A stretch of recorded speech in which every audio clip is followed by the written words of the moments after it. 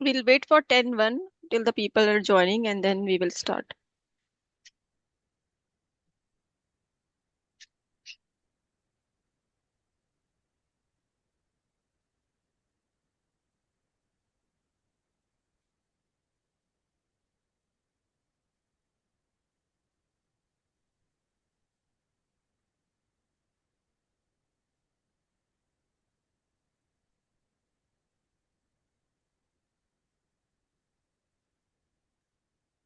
Okay, so it's 10:01. I'll just start the introduction and then we can. So, hello everyone. Good morning from India. I am Shikha Singh, volunteering as Vice President Professional Development at PMI Mumbai Chapter.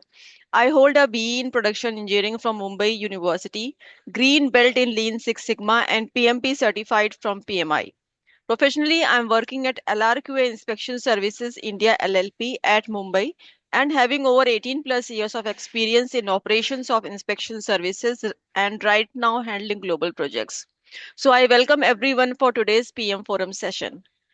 And as always, before starting the session, I would like to play a small video introduction of our upcoming PM Conclave Manthan, scheduled to happen on 21st February 2026, which is our Silver Jubilee edition. So please have a look to this and register as soon as possible. Sunil, please play the video, please.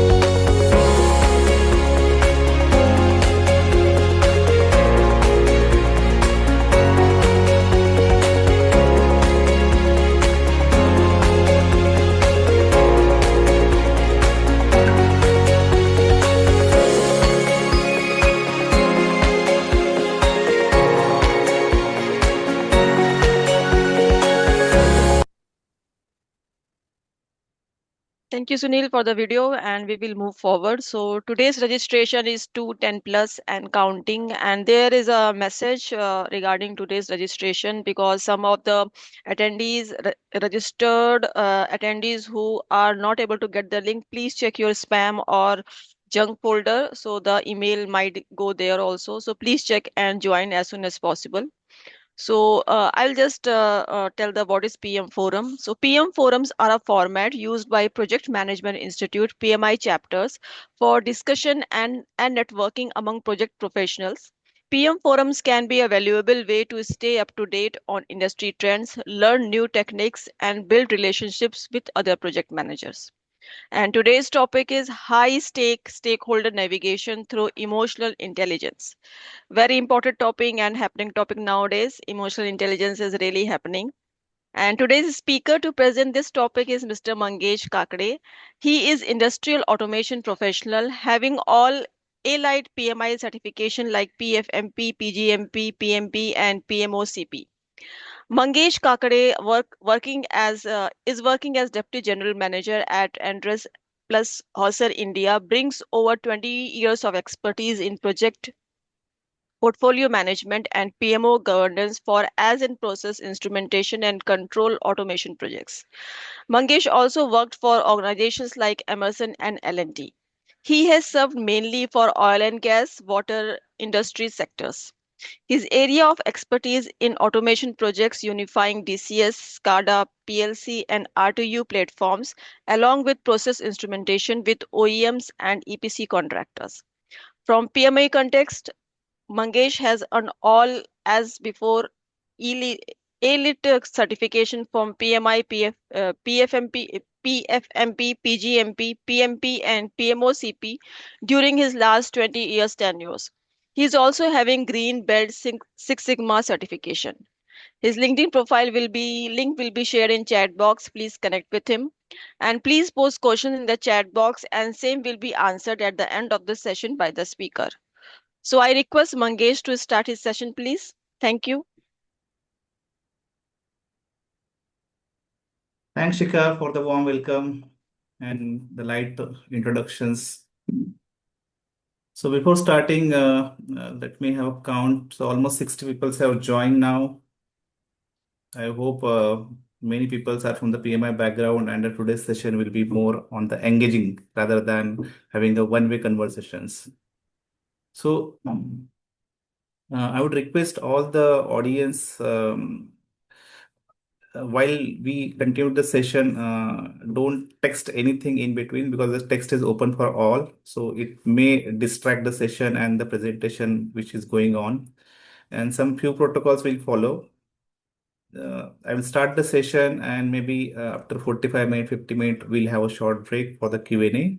And then attending few questions for 10 minutes, we will continue the session ongoing for another 45 minutes and 50 minutes. And then we'll have another round of Q&A session.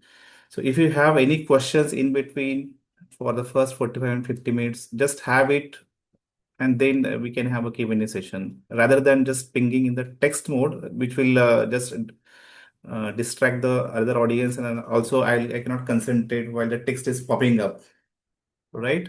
So let's have this protocol, and when we'll have Q&A session, just try to have a questions within the 60 seconds, and somebody wants to add some opinions within 60 seconds to 90 seconds, because this is a more about the engagement session. So I welcome all the views from all the senior professionals who are doesn't belongs to the PMI forum or PMI audience, who may not understand the framework from the PMI background. So we welcome all the peoples now here. So let me share the screen and we'll start the session.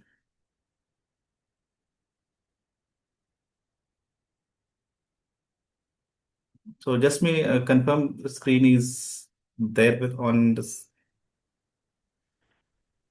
So Shika, screen is there? Not yet. Not it? Okay. Just a moment.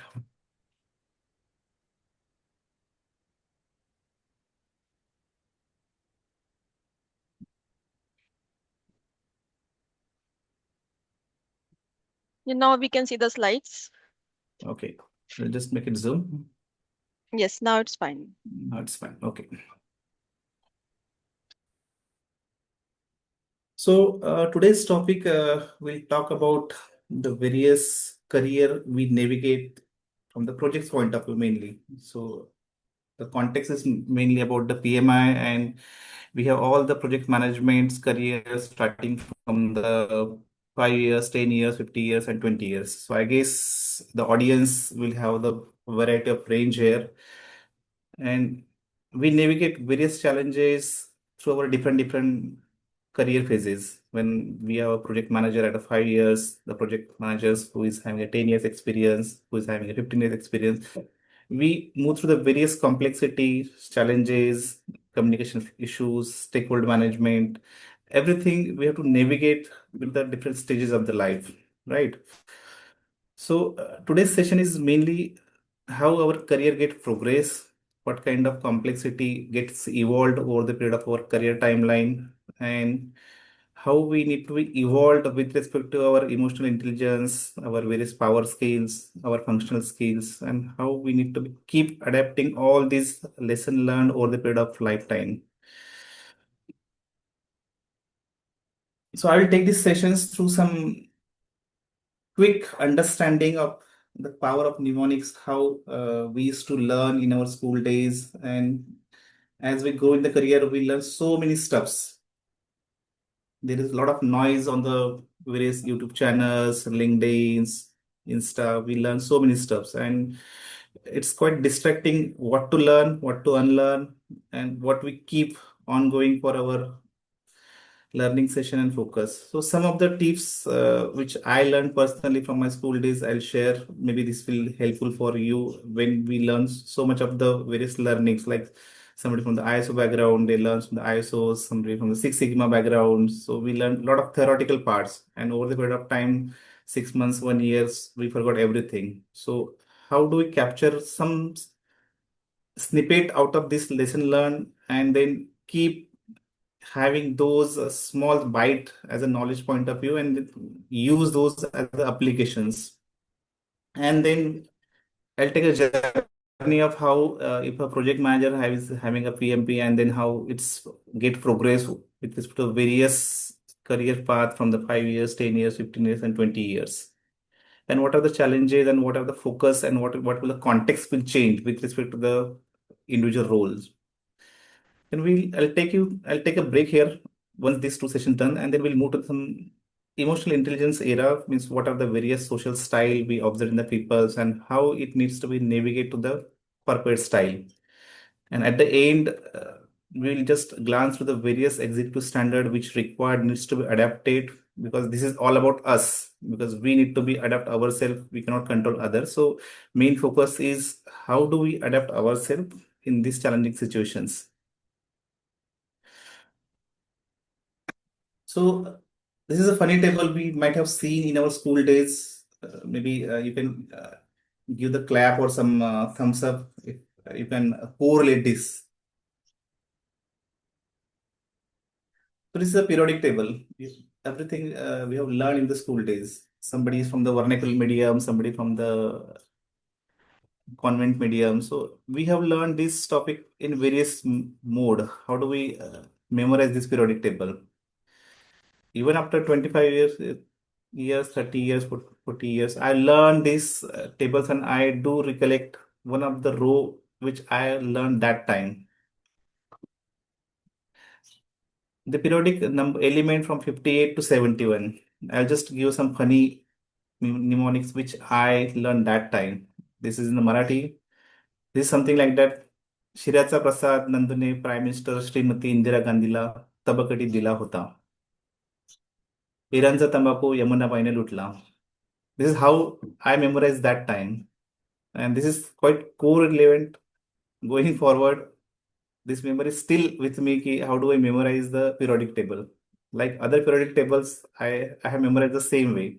Everybody might have a different memorizing techniques. But this technique helped me in my career also. Ki whatever I learn, I keep some mnemonics in terms of the understanding, in terms of the progression. That helps. 2 days before, I have learned from my daughter. She explained me she has learned the solar planet and her teacher gave this mnemonics to her. My very educated mother just serve us nachos. And nowadays teacher also giving them this kind of trainings. So how this sequence we can learn Mercury, Venus, Earth, Mars, and on this screen you can see.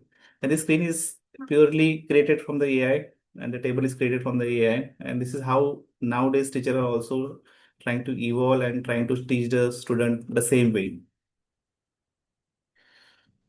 So this is just a concept of the mnemonics, how various different topics can be comprehended with respect to the small pattern of the mnemonics and anything which is quite complex and it's quite difficult to digest and memorize. You can use these techniques and the same techniques I use for my PFMP, PGMP and various knowledge areas are there which over the period of time it's difficult to memorize and make it applicable. So this is something what I'm trying to start at the beginning. We have a lot of informations around with us. We use a lot of YouTube channels, a lot of LinkedIn posts, a lot of various articles, magazines. A lot of information is around there. If we don't consume that information and convert those information into knowledge, over the period of time, it just lapses. So consciously, we need to just focus what's in it for me in those informations with respect to our function, domain, industry, whichever we are there. So just collect the information, apply it regularly, that becomes the knowledge. This is with this slides, four picture, you can gauge how this information get converted into the expertise. If you don't use this knowledge over the period of over and over again, we'll just lose this knowledge. So with respect to the 10, whatever the skills we learn, whatever the area we done some training part or some videos, have some short memory notes and review it regularly and try to implement it in our professional life, personal life, so that this will give you a habit of applying those knowledge over and over again, and it becomes the subconscious mind. Okay, that skill becomes the your confidence then, and then we don't need to recall it. Once the skill is repeatedly used, it becomes the expertise. And as we say ki, that in any industry domain functions, our professionalism get increased. So at the 5 years of timeline of career, somebody might be in the security domain, in the IT, in somebody in the manufacturing, somebody maybe in the logistic area. So certain skills we are getting through certification, through various professional trainings in the organization, and then over the period of time it gets lapsed. We don't apply it. So whichever the area we have, just focus what need to be consumed, what needs to be unlearned, and then whatever we have consumed, just try to apply that. And periodically it becomes your habits, and that habit becomes your skill, and then you get the expertise. We don't need too many expertise to grow in the career. Whichever we are good, just focus on those expertise and just capitalize those. I personally believe that depth is more important rather than having the width of the knowledge. Some of the functions require the width of the knowledge, but as the industry domain, as we grow in the career, people looks for your own expertise in which area you are expert. As we at the beginning of the career, maybe by 10 years or 12 years, people look for the wide range of the skill set. But as you grow, people will only look for your decisive skill, what kind of decisions you are making in the organization, what particular impact you are creating with respect to your domain, industry, and function, and that will be paid for. And that's what, when you are growing in the career, when you are growing in the ladder in the corporate, we need to acquire certain depth of particular domain and function. If we are in the project management professionals, we have to just see, we focus on the skills and develop those expertise. I hope so far it's clear. Yes, I will request attendees to not to raise hands. They can just type in the message, and I will take care of the questions. There's a question and answer tab separately, so you can post your questions there, and we will answer in the meantime. So there will not be any participants will not be allowed to raise hands and Okay, ask their questions. okay, okay, fine. So with these slides, our professional career built with this kind of pyramids. We have a lot of informations. Those Mangesh, inform. your slides are not showing. We are seeing the uh, what? Okay, just a moment. Yeah.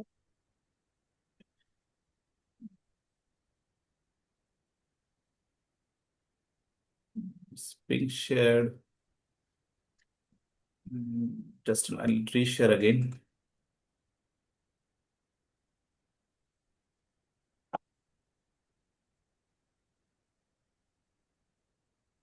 It's there now. Yeah, now we can see Okay. the pyramid and everything. Yes.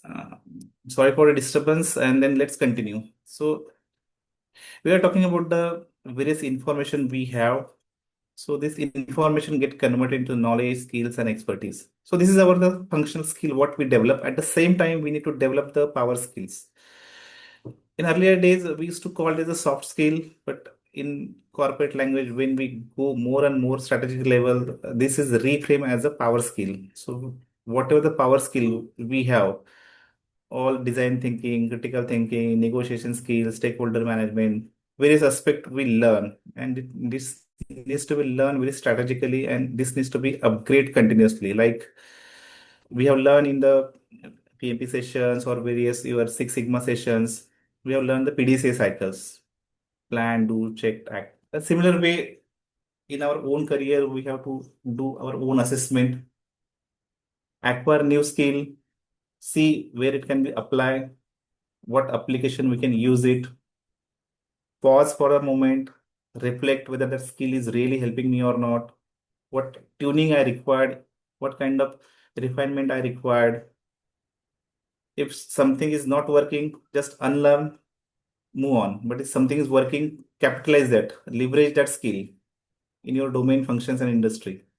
And this needs to be a continuous cycle. It is not something that once I learn and everything is done. Not that way we are not doing now. I mean, today's AI world, everything is changing so rapidly. So people are learning all AI skill, and we don't know now today which particular AI tools to be used. So people are just doing the experiment. This tool is giving good slides, some tools giving the good research area, some tools giving the good infographics. So variety of stuff we have to use. But again, it's come to the individual what kind of output they required and what kind of refinement they required. The similar way, there are various skills which we need to apply, which we need to learn, and which is more resonating to an individual personality, individual domain that we have to keep acquiring and keep refining ourselves.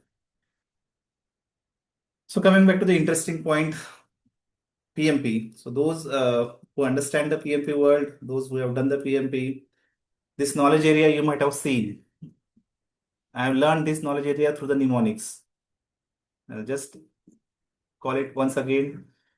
I saw two childrens quietly having chocolate rasgulla and pineapple shake. So these are the 10 knowledge area which we have learned through the PMP curriculums. And at giving any given of time when projects comes to our days, we glance through these various knowledge area. What is more important? Whether scope is more important, whether procurement more important, or quality is important. Maybe at a career phase of 5 to 10 years, we might have been doing 5 projects, 10 projects. So this becomes more relevant at this stage and to canvas all this knowledge area for any individual projects. I'm not going to teach all the PMP sessions here. I'm just trying to navigate when we are doing the projects. This is a knowledge area which is required to be taken on the canvas, learn through this, put every projects with respect to these various knowledge area and go through your project quality considering all these alignments. So this is what we learned the PMP. As you grow in the career, it's required something you are doing the multiple projects, you are handling the multiple teams, you are moving something on the strategic level. So your context has become changed now. Context is changed ki now you are not handling one project, 10 projects from the start to end, but you are handling the multiple projects at the various phases. So in the PGMP world, those who are PGMP here, they can correlate now. There are the five knowledge area which tells about the strategic management, program life cycle, benefit management, stakeholder management, governance management. And as a mnemonics, we learn these three: sweet potato, bot, sugar gun. Now I don't need to remember over the period of time when I need to think from the program management point of view, I just recall these words.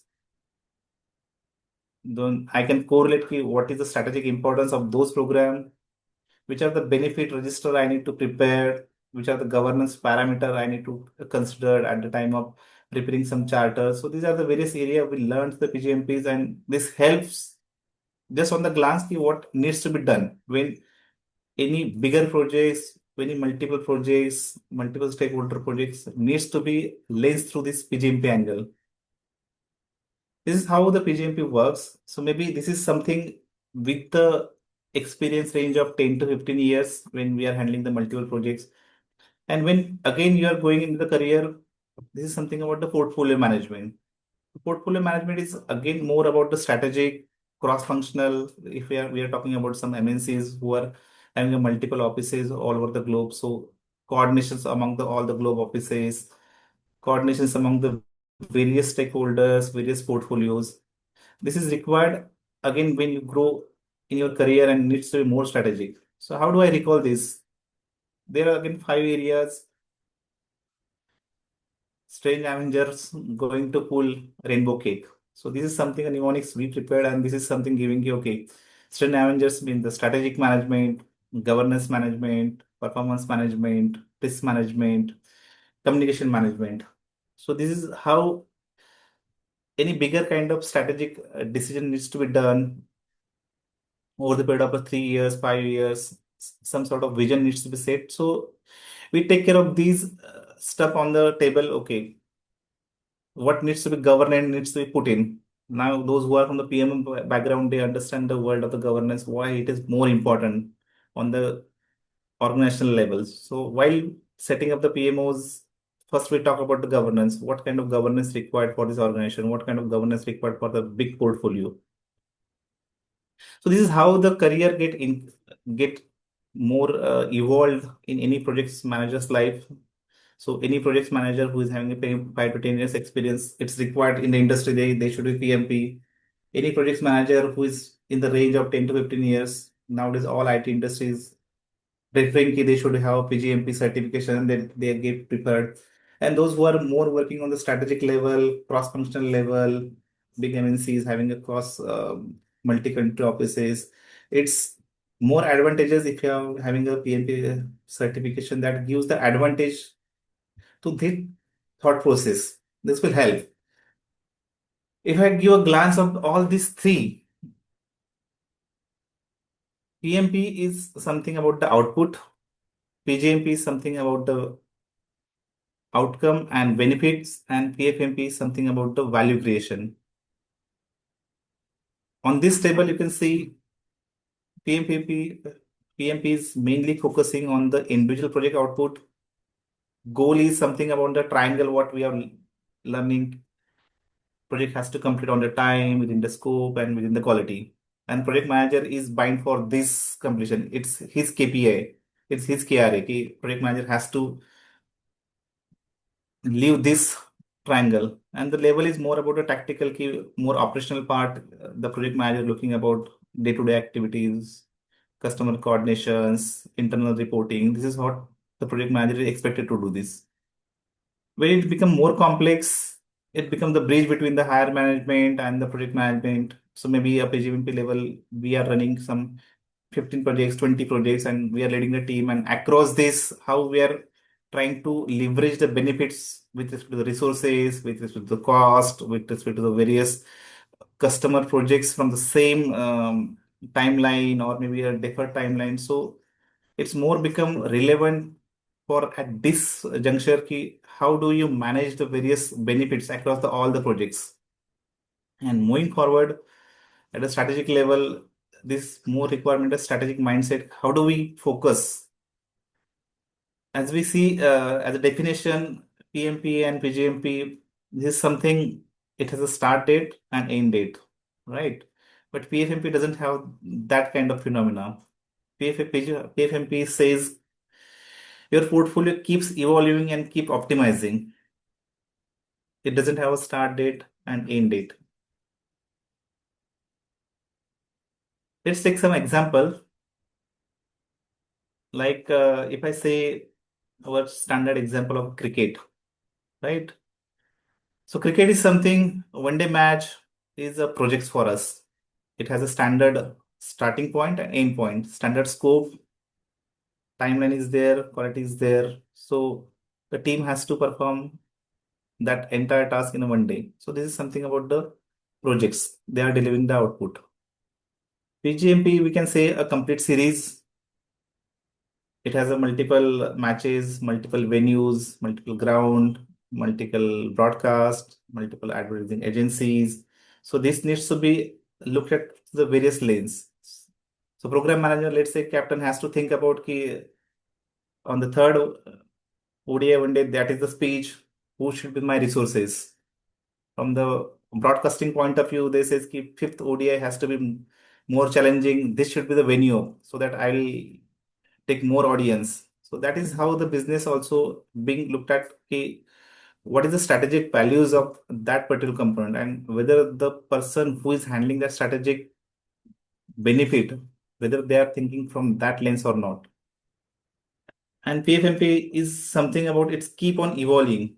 So now Indian cricket team thinking about the building a team for the World Cup. So they keep on doing the various changes with the team combination, with respect to the coach, with respect to the various internal tactics. So this is the evolution. So maybe a team combination, team and coach is something they are playing the role of the portfolio.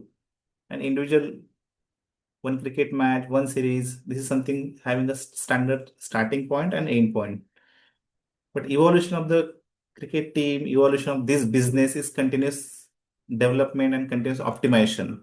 So this is the same way the thought process required at the PFMP key in any organization. If you're working at one business unit may have a particular standard business objectives ki, okay, you have to fulfill this. But when you're working at some very senior level, this objective need not to be looked out only from the context, starting point and end point. This needs to be looked at from the value point of view. Let's take one more example about the metro projects which is happening in the city now, right? So if I take that in example point of view, so in any city, the projects get built up by the many contractor with respect to the corridors, right? One particular batch of kilometers, one contractor does, another batch, another contractor does. And there are again interrelated programs like somebody is doing the painting part, somebody is doing the maintenance part, some rain drainage system they are doing. So they are the multiple component are connected. So one part can be considered as a contractor management is a PMP part, project manager is handling that part, the program manager who has to be integrated all the stuff in the city with all different various different projects, various different component, various different parameters of the contractors, 10 contractors working on the same projects, the contractor who are working on the background in terms of the IT management, in terms of the administrative management, in terms of the some approvals from the authority. So all these stuffs program manager has to do. But going forward, thinking about the portfolio management, portfolio is also thinking about the operations. Let's say ki the Delhi Metro working on one lane, how the operation is working on, what is the load capacity, what is the traffic that is happening on that particular lane, what is the frequency of the metro is happening on that particular lane with respect to the traffic congestions. So all this operational part needs to be taken care when we are building the new projects in a new city. So whenever the bigger metro kind of projects happens in the new city, all this survey happens, operational part taken into the consideration. So this continuous evolvement is happening on this particular portfolio. Metro is a one portfolio for our country, so it keeps on evolving based upon the existing operational part, based upon the ongoing projects, based upon the ongoing program management with respect to various contractor. So when you grow from the civil point of view, construction point of view, those who are from the construction background, they can understand this language. Okay, how it's difficult to interrelate various contractor component in civil construction part. We have seen that uh, haphazards happening on the road constructions, particular 2 kilometer road being constructed by the one contractor, and in between one patch of 1 kilometer it doesn't get constructed, and another there is a patch of another 4 5 kilometer constructed by another constructions. So in totality, bringing the synergy between the different projects, different stakeholders to give the common output, common values to the society, it's very difficult. Many times it requires too much of the complexity, understanding the context, understanding the various stakeholders, and how do we navigate, because ultimately when you are reaching to the strategic level, decisions are more important.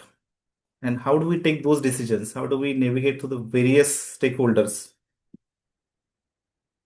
So let's move on. So far, we are just trying to understand the evolution of the project manager roles from the career point of view, how they move forward in the careers, 5 years, 10 years, 15 years, and what kind of skill set, functional point of view they required.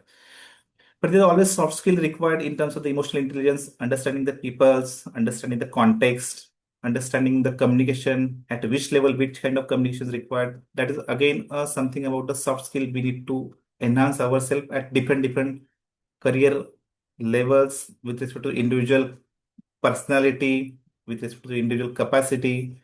So I'll just try to explain you some sort of a more or less explanation what we do. So this is another one part of a projects or maybe program. This is the entire left side. You can see the jargon of all the project management, what we do. And through this, the standard framework, what we learn at the very higher level, RED PPT framework is something called key. How do we manage the people, process, technologies, various risks, and how it needs to be aligned with strategy. With the ever-changing AI world, technology become more and more superior, but at the same time, human intelligence of people is required to validate all those processes, all those technologies, all these parameters. So this people's skill set will never go alone. It has to go hand in hand. And so as we grow in the career, people's skill will become utmost again important while handling the AI technologies, right? So all this jargon, left hand side, what you are seeing, we are doing day in, day out.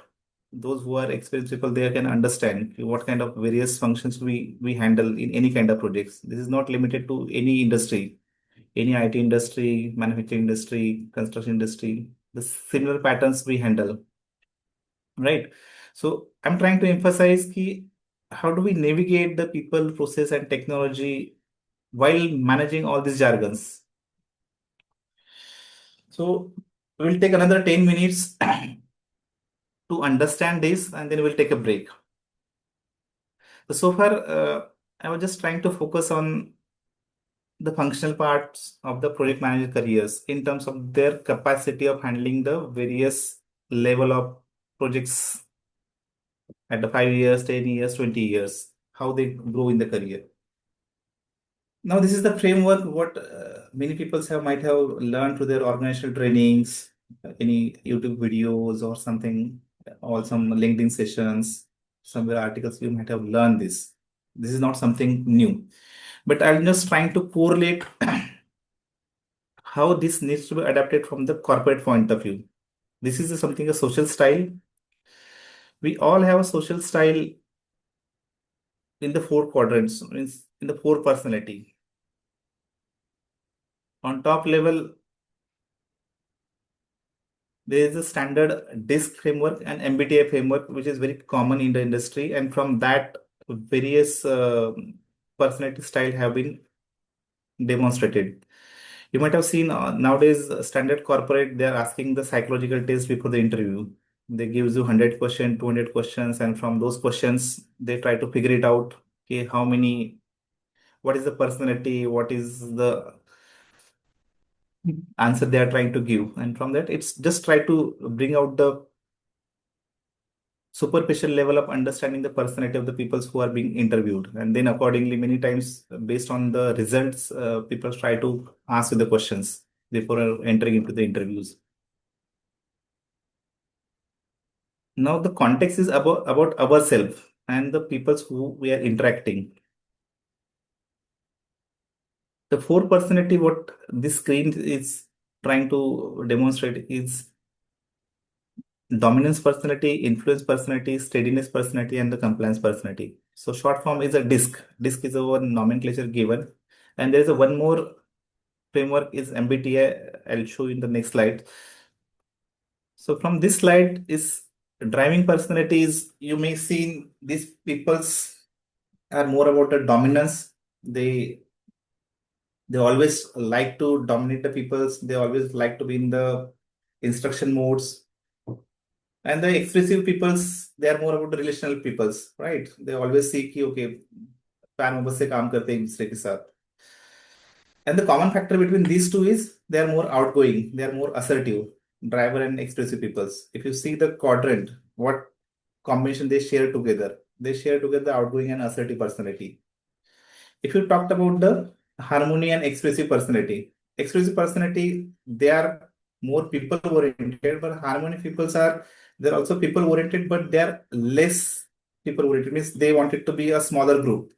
Let's say a person who is in the organization, he is a very talkative, he connect with the 15 people, 20 people. And the amiable people, harmonic kind of people, they only connect with the 10 people. They don't want too much people in their group. They like to enjoy their lunch, coffee with the two, three people's teammates. Many times they try to avoid the new people's communications. Whenever they want to make some decisions, they always try to validate those decisions with respect to someone try to give the opinion, right? And the last personality we seek analytical personality. They are always with respect to the kind of more compliance oriented. This is the standard document. This is standard procedure. This is standard format. We'll go like that only. So out of all these four personality in the industry, we always see we are from the project background. I personally believe ki we should be more about the expressive and analytical peoples. And this is from the social point of view. From the corporate point of view, the next slide, which after the break I will take, I'll just elaborate more from the corporate lenses. Ki how this social style is being elaborated from the corporate lens. From this four style, many times we get confused ki how do we judge the peoples. Now judging is happening on the two parameter. Is something we are meeting the first time with the peoples. So our judgment criteria based upon the initial meeting, the body language of the people, how they are talking. And the second is something about the peoples with whom we are interacting more than a period, like the 3 months, 6 months. So it becomes the perceptions. We know the peoples, that people is more expressive, that people is more driver. So again, on this front, we have to understand which are the personality from our angle and from the next angle. This is a one more framework which industry normally refer. This is MBTI framework. This gives the 16 personality combination. Earlier, this framework gives the 4 personality, and this gives the 16 personality combinations. If you see, it says what kind of energy you draw, whether you are extrovert person or you are an introvert person. What kind of information you take, whether you take the sensing information or you or the intuition, gut feeling. How do you think?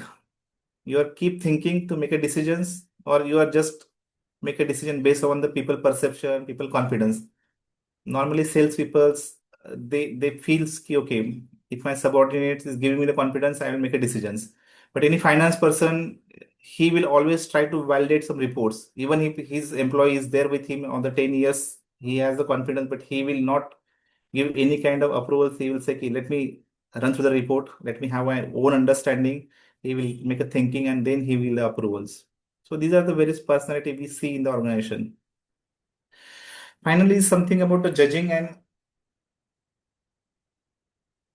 perception personality. We always have a habit in the first meeting, we judge the peoples, and sometimes over the period of time, we build a perception. So what kind of nature we have? Whether we quickly judge the peoples or we try to wait to understand the people's experience and then validate with respect to perceptions. It again depends person to person. So out of this 16 personality, we always have one personality as a dominance, and from that we can understand ourselves which kind of personality we have. Now for individual, there are various online portals available, online tools are available from which you can solve the questionnaires, you can extract the reports, and then various AI tools you can ask the various questions. Okay, this is the personality, this is my problem, what I can do. The next people's I'm interacting, he's that kind of person, I'm that kind of person. How do I collaborate? Right. Every 3 4 months, I'm trying to give this kind of test for myself, and I'm trying to see if the questions which I'm giving on the online, whether it gives me same output over the period of time or not. Because it says at the age of 30, we develop our personality, and after 30 35, we try to amend little bit to the context. We cannot change our personality altogether. If I'm a power guy, I will always carry my ego. If I'm an expressive guy, always try to be mean with the peoples. I will always try to absorb, I'll always try to accommodate. If I am a something amiable guy, I will always try to not to share too many stuff with my colleagues, with my teams, even with the some relatives, we will not do that. So over the period of time, if this personality build up, psychology says you can consciously amend yourself, you can contextually modulate yourself, but the original personality, what you have, this is not going to be changed. With respect to context, consciously we need to adapt that situation, think, pause, and subtle way how do we try to deliver in that context that becomes more. And that is what we are trying to understand the skills. This is all again the skill, how consciously we are using with respect to that context, with that particular situations, with respect to communication, with respect to stakeholder management, right? So coming back to the these two different framework, as I said, this is something about the judgment and the perception. So when we are saying the judgment, let's take an example. I'm a project manager and I'm going to some customer meeting, right?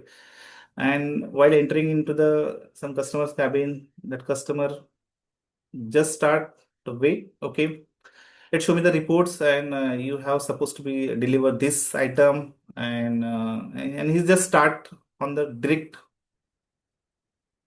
outcome what is required in that meeting. So maybe we can just figure it out. This person may be a power guy. He just required a report and he wanted some data in the standard format. He is not bothered about the whether the communication needs to be from the vendor angle, communication needs to be taken care in an amicable way. The initial component needs to be given. We see this kind of personality in many ways. At the same time, if you see, if you enter into the customer office, the person who is maybe expressive guy or maybe amicable guy, he will try to cool you down. Let's have tea, coffee first. He will try to figure it out something from where you come, how was your travel, how was your journeys. Just they try to settle out first 5-10 minutes and then they come to the business discussions. We all have been experiencing this. What needs to be done means from our point of view, just pause, think what's happening, just adapt to the situation and then respond accordingly. We always see we have been learning all those over the period of time trust equation, right? So how do we build a trust? In next first 5 minutes, we are meeting the new peoples, and when we don't know what kind of personality it has, so consciously we need to understand how they are behaving in first 5-10 minutes. In the same meeting, if there is some amiable guy or they will try to not make a decisions. They will say, okay, okay, you come back, you revert, you send me the email. But the power people will always say, अभी के अभी इधर की इधर चाहिए. You sign up these reports. You talk to any guy. Expressive guy will say, okay, you take your time, send the reports tomorrow. You talk to your colleague, have some opinion, and then they will allow you sometimes. But power guy will not allow you. So these are some indicators we can understand. Analytical guy, if there is, he will always not take a decision. He will keep asking you, you prove these reports, give me this data, and this will keep happening. So in the first 5-10 minutes or first in that 1 hour interaction, we need to adapt. We cannot adapt to the customers. And always we say ki in the business context, we are communicating to the customer, we are communicating to the vendor. It is the same thing like that to whom we are communicating. As you see, we can angry on our always who are lesser in our age. We cannot become angry to the person who is more than our age. If we are angry, we just keep that anger inside. We don't show this. So in the business context, is always say ki amend ourselves. You cannot amend the next people. We have to adjust ourselves, our personality, what we are trying to understand the next people's. We know our personality. If I am a power guy, I will always have ego and I will say कि नहीं अभी नहीं होगा. If I am an expressive guy, I always try to see कि हाँ सब ठीक है 3 दिन में देते हैं इससे बात करते हैं. If I am an analytical guy, I will always carry a lot of reports and I will try to justify why this is not happening, why this is uh, pending from your end, and we always try to make some kind of friction talks with that in that meeting, and we will never come to the conclusion, right? So this is what happens in the first judgmental meeting. On the other hand, in terms of the perception, let's say we are talking with the peoples, we know the peoples. more than 1 year, 5 months.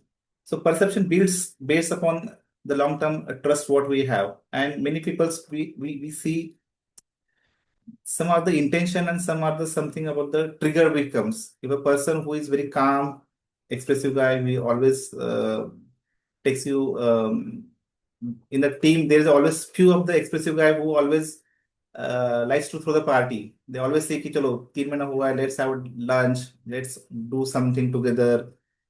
So these people's always try to bring the people's unity, and one sudden day this person is not talking or this person is disturbed. We can understand कि, okay, this guy is there. This is expressive guy who always love to talk, who always express, who always become a collaborative. And one fine day, if there is something he's angry or he's frustrated, so we can understand that is the intensity. Every people have that intensity, but over the period of the perception, we can understand this guy is not like this. From 6 months, I have been watching this guy. This is not. Let's cool down the period. If this person is too much angry, let pause. After 2 days, 3 days, we can go back and we can talk. Right? The power guy is there in the team. He will always say, "Ki, I don't need the help." If something is stuck, and if you ask, ki, okay, you go and take a help, they will always try to hesitate. They will always like the challenge. So based on the personality, on various structure in the corporate level, we try to find out what is the standard mix and max where this person can be fit, what kind of role it can be evolved over the period of time. If this is the power personality, whether this is the expressive personality, where the standard can be fit. And all HR peoples, all the senior leaders, they understand the people's perception, they understand their standard functional skill, they understand their power skill, and accordingly, many organizations keep the capability matrix with them. Okay, what is the standard power skill with them? What is the standard functional skill? Way forward in the succession planning, we also plan, okay, this person is capable of doing this. Many times we see many HODs or uh, many sub they organization wants the power people. They want to drive the results. There are different functions are there. Sales function, they always like to be achievable. They always known for the numbers, right? So this is what we'll talk in the next sections. I will just make a pause here. So this is the slide which says ki when we are making a new connections, just connect with the people with the trust, have the influence in terms of the communication, and once the communication is established, nurture the communication with your social style, be amicable with the guy, have some kind of continuous communication with respect to data order, with respect to the ongoing chit chat, and then we can understand the perception and how our own social style and the next person's social style, and accordingly we can just navigate our own communication, right? So I'll just stop here. Questions related to the previous last 45 minutes, we'll converse. I'll also like to have some opinions from the audience in that context. And then after 10-15 minutes, we'll take some next few slides and then we'll conclude. So Shika, you can open the floor. Yes, yeah, I will request all the attendees to please post your questions in the chat box and we will answer one by one. So as Mangesh told that we will give 60 seconds for posting your questions. So till now, whatever has been covered, please post your questions regarding that.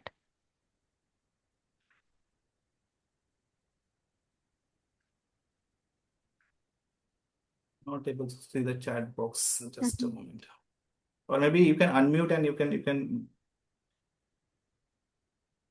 No, mostly they post in the chat box. So Okay, so okay. we have 91 attendees as of now. So yeah, there is a first question from Prathamesh Satardekar. He's asking how much relevant is MBTI analysis for us as a project manager? Let me share the screen.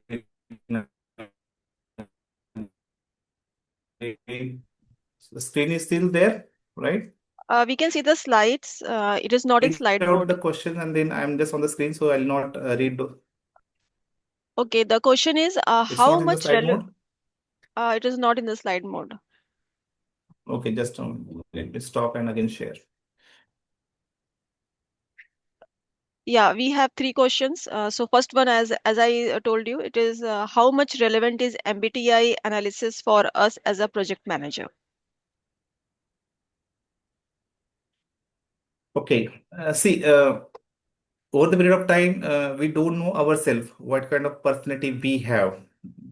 We just go with our general assumptions ki I'm an extrovert person or I'm an introvert person.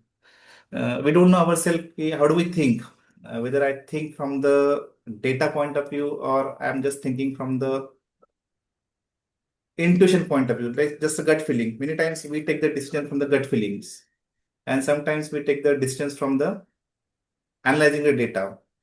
Sometimes and many times we need to consciously assess through our own self-assessment. So there are the various online tools, online websites are there through which we can take this assessment. I'm telling many times and sometimes over the period of times we build up our own personality. Like when I take my own test, my always result come I'm a ESFP person.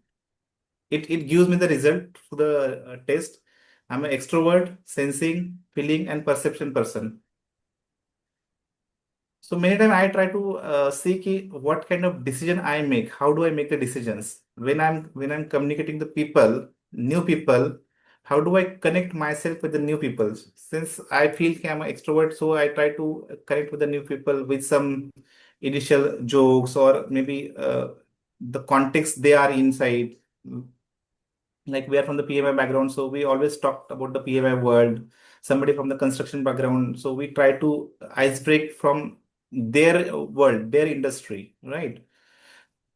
So this MBTI will help first what kind of personality we have, and this will also help to judge the next person, maybe inside the organization or outside the organization. Okay, so next, I will cover some different framework from the corporate point of view, from the social style point of view. Like DISC is a one social style, MBTI one social style. There are the various online examination platform available. I would urge those who have not explored this kind of framework as of now, go online, have some test. You will get some PDF report with the AI tools. You can ask the questions, okay, I have stuck with this kind of problems. I'm having this kind of my personality, attach those reports and say what kind of result it gives. This will be fun. But this is again, we need to consciously see what kind of outcome we are taking from the AI tools or what kind of result it has given, whether really this kind of personality I have or not. Why I'm saying ki we have a personality which is built over the period of 30, 35 years and it's become difficult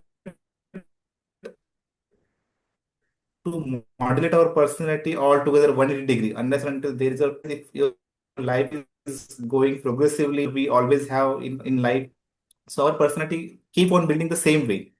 If I'm an introvert person and altogether I was asked you go on the stage and speak to the 100 peoples, it will be difficult for that person immediately. He has to practice. If something, let's say, few people take the decision on the property, they just go visit the sites, they like the flat, and they say, okay, I'll buy this flat. So these people are something like a gut feeling वाला होता है कि नहीं ये property मुझे अच्छी लगी है ये लोकेशन अच्छा है I will do investment and they give the token this really happens and some people says कि नहीं मुझे प्रॉपर्टी देखनी है they do the calculations what is the loan tenure how much I have to pay what are the various amenities have all small parameters they keep on doing a lot of analysis on the data to arrive at the final decisions and this is what when we are in the corporate what kind of decision style we are doing, whether we are analyzing too much data or we are going with a decision on some ambiguities. It again, individual style, what kind of we are doing. I hope we are trying to address this question. Uh, the next question, Shika. Yeah, next question is from Anand. He is writing, what is the best way to send the CRIPS update to stakeholders? We'll come to that point. I'll take that point with respect to the various contexts in the organizations when we are at the 5 years, 10 years, or 15 years experience level. So, what kind of communication and what kind of context is there? So, I'll take that few framework with after this break. Okay, next question is from Prasanna. He's asking, how do you define project success from the point of view of human resources? That is, colleagues reporting directly, indirectly to the project manager. Well, project success is always the perception and always something subjective, right?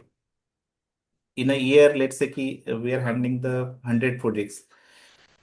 From the portfolio lens, if I say I will always have a bandwidth my 10%, 20 project will not give me that outcome because I will always carry the 10, 20% risk. It will always have some resource constraint. It will always have some sort of a damages in terms of the finance, in terms of the cost, or even in terms of the delays or in terms of the escalation. So from the portfolio lens, I will always keep that room with me. Okay, 20% projects will not be there succeed.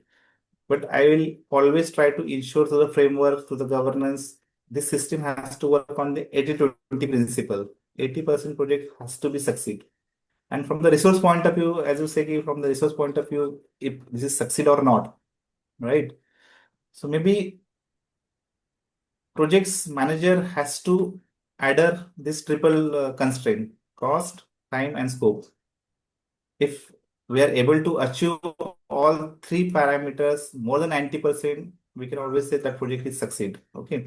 If any parameter is not at the rate of success more than 70-80%, this project will always have challenges in terms of the escalation, in terms of the budget, in terms of the delayed delivery or deliverables. Somewhere you will have problems. But from the bigger scape, from the bigger landscape, from the portfolio lens point of view, from the program lens point of view, we'll always say I will always keep a cushion of 20% of this kind of failures in the overall portfolio because all plan, all accuracy will not happen at the end of the year, or maybe end of the 3 years. If there is a bigger projects, like we talked about the metro projects, they will always keep the cushions of certain failures. Some contractor will not perform, somewhere will be a cost overrun.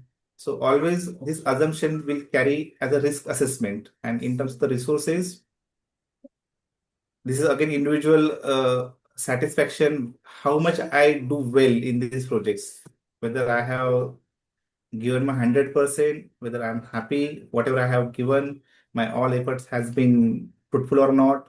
It's again individual own satisfaction, how we are doing. But from the business context, of course, project success and the bigger canvas, 80% has to be their success ratio. Otherwise, organization will take this portfolio is not working well, this business is not working well. Always some different business strategy will work out, restructure will happen, some new portfolio will add, some organic acquisition will happen in the organizations to continuing the business, right? So, Okay, any next question? yeah, there are two more questions. One is from Ashwini. She is writing, for most frameworks that you have shared, is there a recommended order to approach? I'm not getting that question. For most frameworks that you have shared, is there a recommended order to approach? Is there a step-by-step order to approach a particular? Right. The framework is something about the certification. We started with the certification journey. We talked about the PMP, we talked about the PGMP, PFMP, and it is again about the career transition, how we do 5 years, 10 years, 15 years, 20 years, and how contextually we need to evolve our functional skill and power skill. Like we are talking about the social skill now and the personality style. So maybe when at the age of the 5 to 10 years, we may not have that kind of experience, right? And we may not understand how do we behave in that context. The whole purpose of this kind of learning and this kind of skill session, we get exposed to this kind of learning. I believe many people may not have explored MBTI. What is MBTI? Whether there is a tool available online to assess my own personality. There are various trainer available in the market now who does the MBTI session, who does the NLP sessions, who take you to the next level of leadership. What kind of situational decision you have to make, what kind of personality you have. Even with the personality, they tells you whether you are in the right profession or not. Many of you might have read that book Ikigai.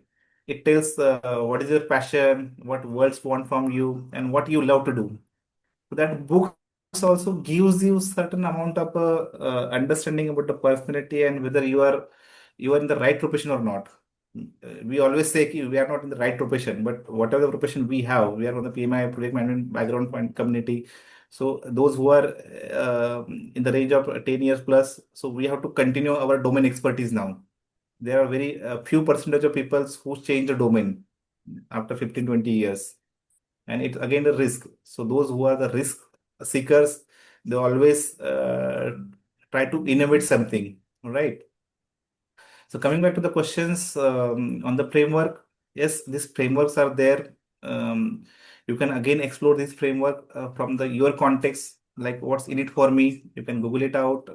You can take your own taste, and then with the various questionnaires, various AI tools, you can explore more something. What's in it for me with this framework? How do we use this framework, right? Okay. Next question is from Vaishali. She's asking, in personality type, driver, expressive, analytical, amiable, is there any preferred personality for project or program manager? Hmm. I'll just take these pause questions. When the next framework I will try to navigate this question with respect to the various person from the organizational context point of view. So far, we are talking about the social style and how this social style needs to be looked from the organization context. There is one more framework which is extracted from these basic frameworks. So I will dispatch these questions and I will try to answer this question with that framework now. Okay. Okay, there is one question from Bharat. He's asking, how can a project manager identify gaps between how they see themselves and how others perceive them? Okay. This- See, this is again coming back to the identification of the own personality. We always consciously need to see what's our personality, and during any conversation how often we pause ourselves, right? Many times uh, it's been taught to us through various influencers, various YouTube channels, or all this trainer. They says ki, like in the phase of anger, we try to write some emails, and those emails are drafted in anger, right? And then we send those emails. But it's been recommended as we grow in the organizations, have a pause, understand the context, and then send the emails. So with your question, with your context, first of all, consciously we need to understand our own personality. Try to judge the next person personality. Now, judging the personalities again, we have walked through the two different situation. One situation is where the first time I'm meeting the person, I don't know about anything about that person, and something about our internal organizations or any customers to whom I know a period more than 3 months, 6 months, right? So you build a perception, and based on the perception, we always try to balance the NIC concept.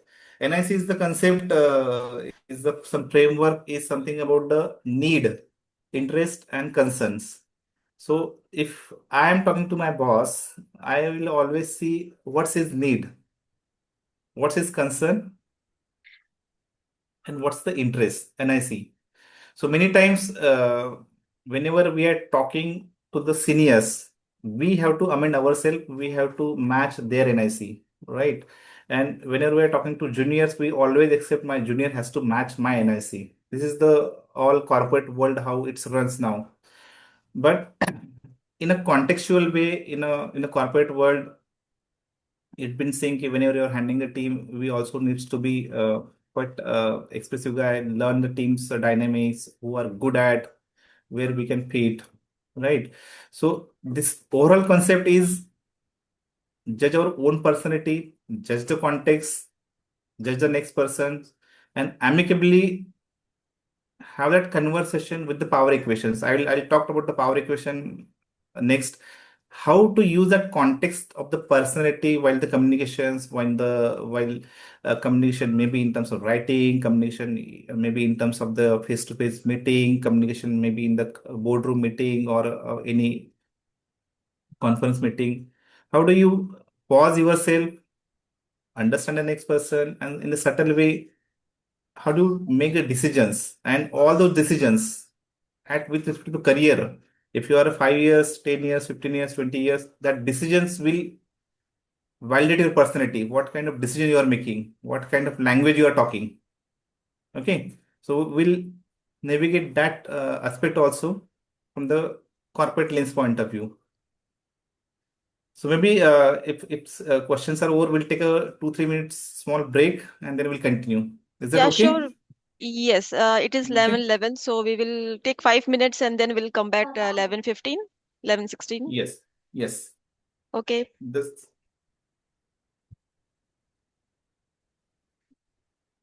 break it. Okay.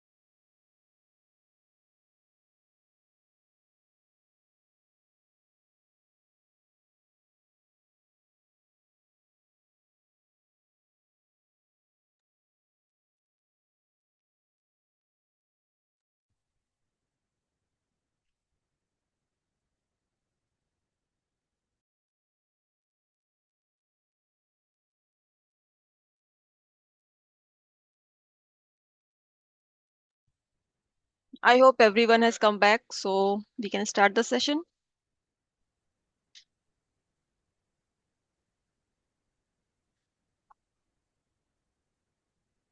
Screen is still there, Shika, I Yeah, guess. we can see No. the slides, not in slide Okay. mode. Okay. Now it's in slide mode. Yes. So we'll take it forward. So we have seen the two types of frameworks in the social style. One is the DISC and other is the MBTI. DISC gives you the four type of personality and MBTI gives the 16 type of personality. Okay. And this is again a social style. So in from the corporate point of view, we see this needs to be seen from the professional personality, what kind of professional personality it exhibits. And this is some sort of a framework corporate try to apply, which is extracted from the social styles. So the framework is something called as a FORIA. FORIA is with the letter, the power personality, O for order personality, R for relational, innovative, and achiever. This is the extraction of those four personality. Like we have seen the disc, its dominance is something about the power, who is more analytical is about the order personality, who is more influential is about the relational personality, and the two more is something extracted. It's the innovative and achiever. The style is same, but with respect to the context of the organization, with respect to the roles they are playing, HR and the senior leaders always try to judge based on these frameworks, what kind of person it can have, right? So, as somebody asked the question, as a project person, what kind of personality we should have? So, before answering that question, let me explain the personality style, what they possess, and what is the positive and negative side of all personality. Because everyone is not perfect, and each personality will bring some positive aspect and negative aspect, right?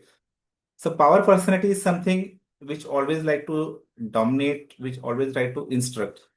But these people's the positively, if we see, they will clean the mess. They will have the authority to dictate. They will always try to control the situation. And sometimes it's good in terms of when we're heading some functions because that power personality is required to make an influential with the team, with the customer, giving the confidence. And while having these positive attributes of this person, negative aspects could be a ego. These people's many times work in the isolations. They less collaborative in terms of the nature. Whenever there is some kind of a collaboration assignment is there, they always not to fit perfectly. But this is a personality style what we all expected from the corporate point of view. The other is something about the order personality, which always good in the reporting, structuring the data, following the process, having some flow chart, good in terms of managing the data and managing the people's technology. These peoples will carrying with this positivity. The negative aspect of these peoples, they are not agile peoples. If something thrown to them, I want this tomorrow. People will shake. How do I do this? Because I don't know how to run the report within 1 week, how to make a presentations in 6 slides. So they will shake. So this is the positive aspect and negative aspect. Relational people is always see कि चलो पैरों से काम करते हैं तेरी गलती माफ मेरी गलती माफ. This kind of people, they are always in the organization. They always try to manage the stakeholders and they always try to build a inorganic network in the organization. The organization will always have two kind of network. One is the organic network and the inorganic network. The organic network is something, there are the various functions. I always like to send an email copying his boss. And I say, okay, I want this data and copy to this boss. This is the organic style of communication. Mostly people likes to follow in the organization. But in the inorganic way, people try to develop the inorganic communication of the peers of the another functions. So whenever there is some task to be done from the other department or something like that, they will try to collaborate offline. Just go sit with him on the coffee table or with his chair. This is the problem, and do this way. Or how you can help me. They will not hesitate to ask the help. Their ego will not come there. So these people will always try to collaborate and try to see. And they will always say, Ki, this is my problem. I will solve this way. This is the problem, your problem. Let's not discuss about the problem. Let's more talk about the solution. Power people will always see, this is your problem. What you have to do? And they will always try to give the solutions. This is the way you have to do. These are the power people's communication style.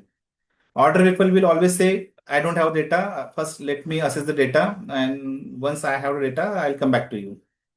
Or let me run this report from this system and then I will think on the report, what conclusion I can draw.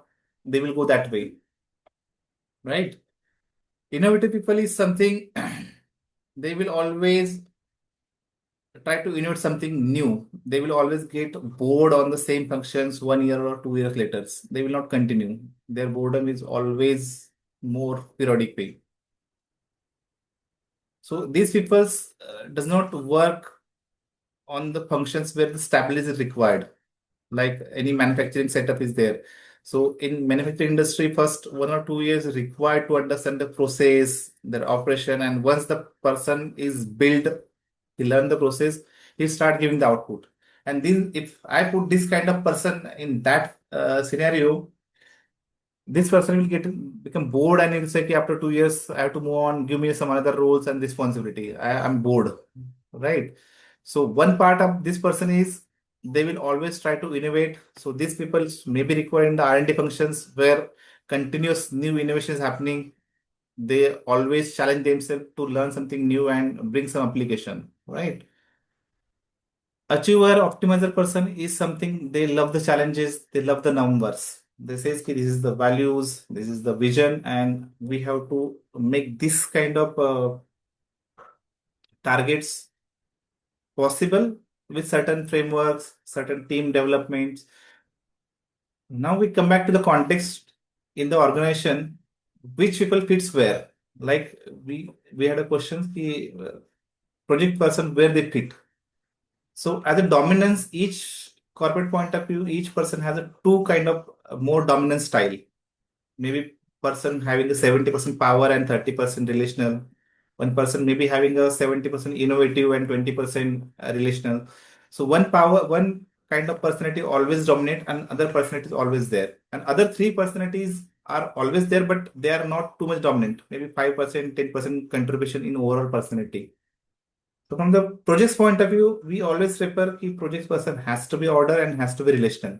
Order is required because we have to be more professional in terms of managing our own task. We always say ki we have given the schedules, we have given time management, we have the communications issues. So all these things needs to be in the order. So our personality has to be a order kind of attributes, and relationship personality is always required to communicate to various stakeholders in respective context. Any boardroom meetings, any customer escalations, any junior level communication or boss level communication. So we need to understand what is the context required, how my personality and how this relational activity needs to be leveraged. As I said in one example, ki there is some escalation within the two department and there is a emails happening and everybody is enjoying the CCs in the emails. Nobody taking the actions. The person who is more relational, more order, they will figure it out. Ki, okay, the email is happening and everybody is enjoying the CC communication. Let's sort it out. Go to the person, sit with him, try to come toward the actions, try to resolve it rather than doing too many phone calls, too many emails, allow people enjoying the email communication. These people always step forward and uh, try to arrive at the decisions faster way. This is how the 70-80% people are required at the project level.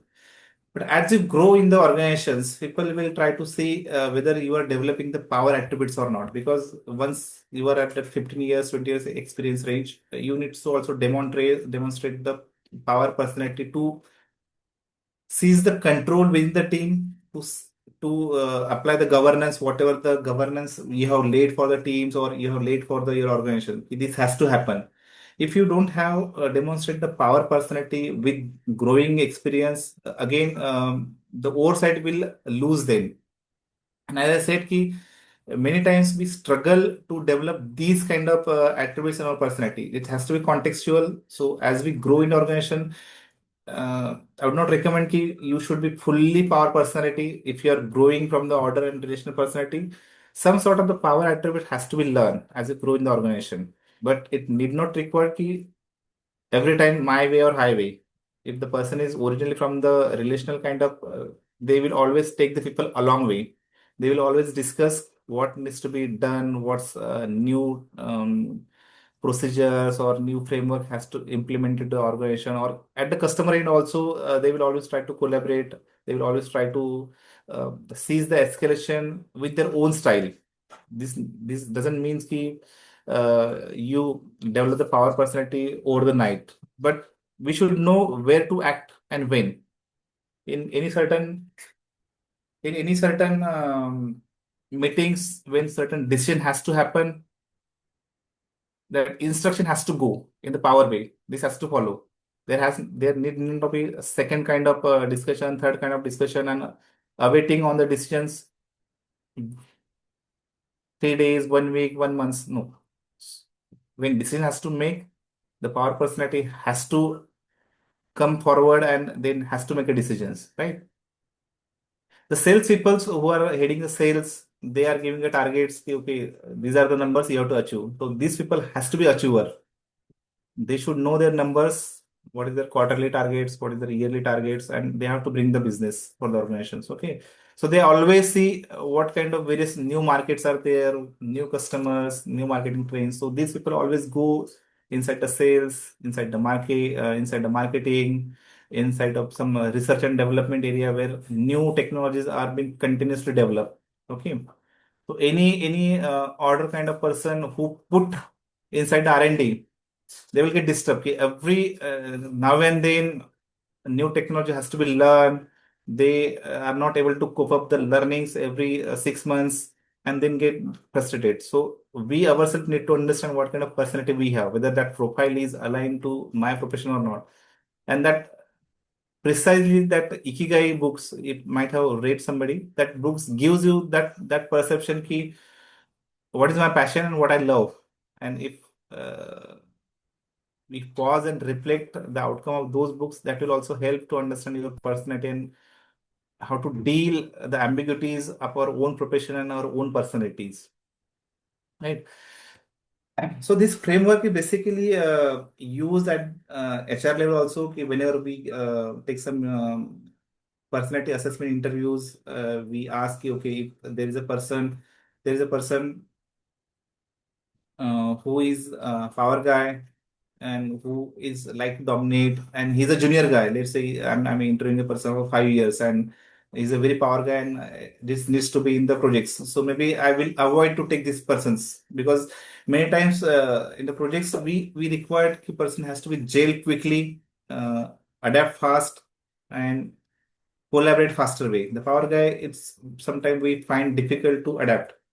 But as you grow in the organizations, if the any high level interview happens or any succession happens in the organizations for some kind of positions, people sees let's say any marketing kind of stuff. So they will always see ki whether these people are innovative and achiever or not, whether the new leaders they brings the new idea in the organizations, whether they go to the market and uh, penetrate some new ideas or not. So this kind of competency matrix is always built in the organization, and that helps organization as a team leader who handles the team, what kind of personality the attributes, right? I hope I could answer the one questions which is asked by the audience. So going forward, the question comes, when conflicts happen between these personality, how do we deal? right? We all have learned this model. Anytime we compromise, collaborate, accommodate. So I'll not talk much on these models because these models we have talked on the in various training sessions, PMP session. Everybody have gone through these models. The basic concept what is being is the control on ourselves, right? In any situation, whenever conflict happens, there is always the wave. Conflict always happens. There is always disagreement between the two peoples. I will always think from what's in it for me. How do I exit on the green? If the context, some conflicts happen, ambiguity happens, we always need to be more focused on ourselves. How do we exit on the green, right? And this is this matrix which shows you. Maybe I'll read out few of the combinations which will help to understand. The first column is something the my own personality. My personality is a power personality, and I'm dealing with the other five personalities. Okay, so what should the context and how I should behave, and what can be a positive and negative in that context. Okay, let's say I'm a power guy and I'm dealing with the power guy. And again, context is something ki if I'm dealing more superior to me and if I'm dealing the more junior to me, what should the combination context? Yeah. When two power guy talk to each other, they respect the strength. They respect their egos and they don't try to come in their territory. Okay. If I'm a sales head and I'm talking about the marketing head, I will always try to avoid give any kind of suggestion in their territory because they know कि मुझे मेरा काम अच्छा है मुझे ज्यादा suggestion नहीं चाहिए.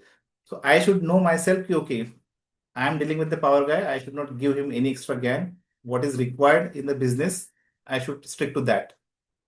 What this will develop the risk of the dominance. If certain things needs to be done in a collaborative way, they will always try to overpower each other. And this is the context, and this will happen in the organization, right? We have seen the organization politics. This keep on going on. If when two power guy deal with the certain situation, we have to always deal with this kind of combinations. If I am a power guy and I am an order guy and I'm dealing with the order guy, I will always give the instructions, and the next person will feel the tension of how do I do this? This guy is pushing me to do the things through the shortcuts, and this guy will not allow himself to go through the shortcut, and then there will be conflicts. Now, who is more superior here? If I'm more superior, I will always try to say, ki I'll push him. If the other guy, order guy is more superior, I will become frustrated because I want the decisions and the other guy is asking me data, he's asking me the various information and those stuffs. So in that case, I have to moderate myself. Okay, this guy is required data, this guy required information, provide that. But ultimately, I have to continue what I want. I want the decisions, provide that information, extract the decisions. So here the context is who I am and who is the next guy. Okay. Let's take one more combination. I'm a relational guy and I'm talking about the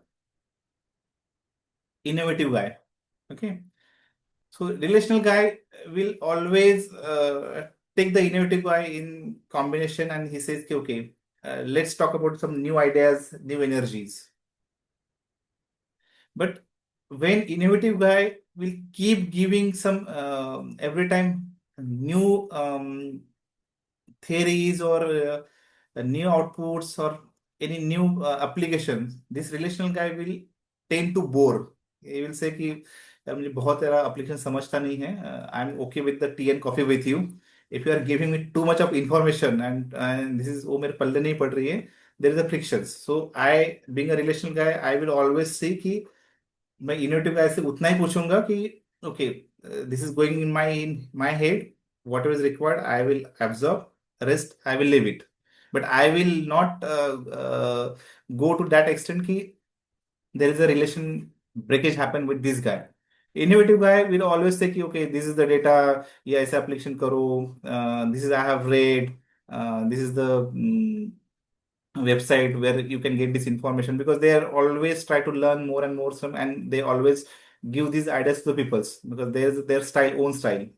So there is a various combination of the peoples about how do we deal on this matrix. This is only giving you the surface kind of information, who I am and to whom I am dealing. And many times we have to see what is the context. If I'm talking to the very senior person who is a very power guy, or the very senior person is a relational guy, what kind of my context? How do I adapt myself on the NIC concept? What is my need, my interest, my concern? What is the next guy need, interest, and concern? And always try to moderate on our part, not on other part, because we can control our emotions. We cannot dominate or force the other guy to control their emotions or their decisions, right? So this whole concept is understand ourselves, understand the next person, understand the context, what kind of communication we are going to do, and modulate ourselves consciously.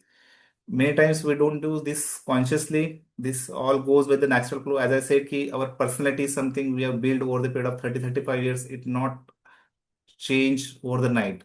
Many times we take the decisions as our national instinct.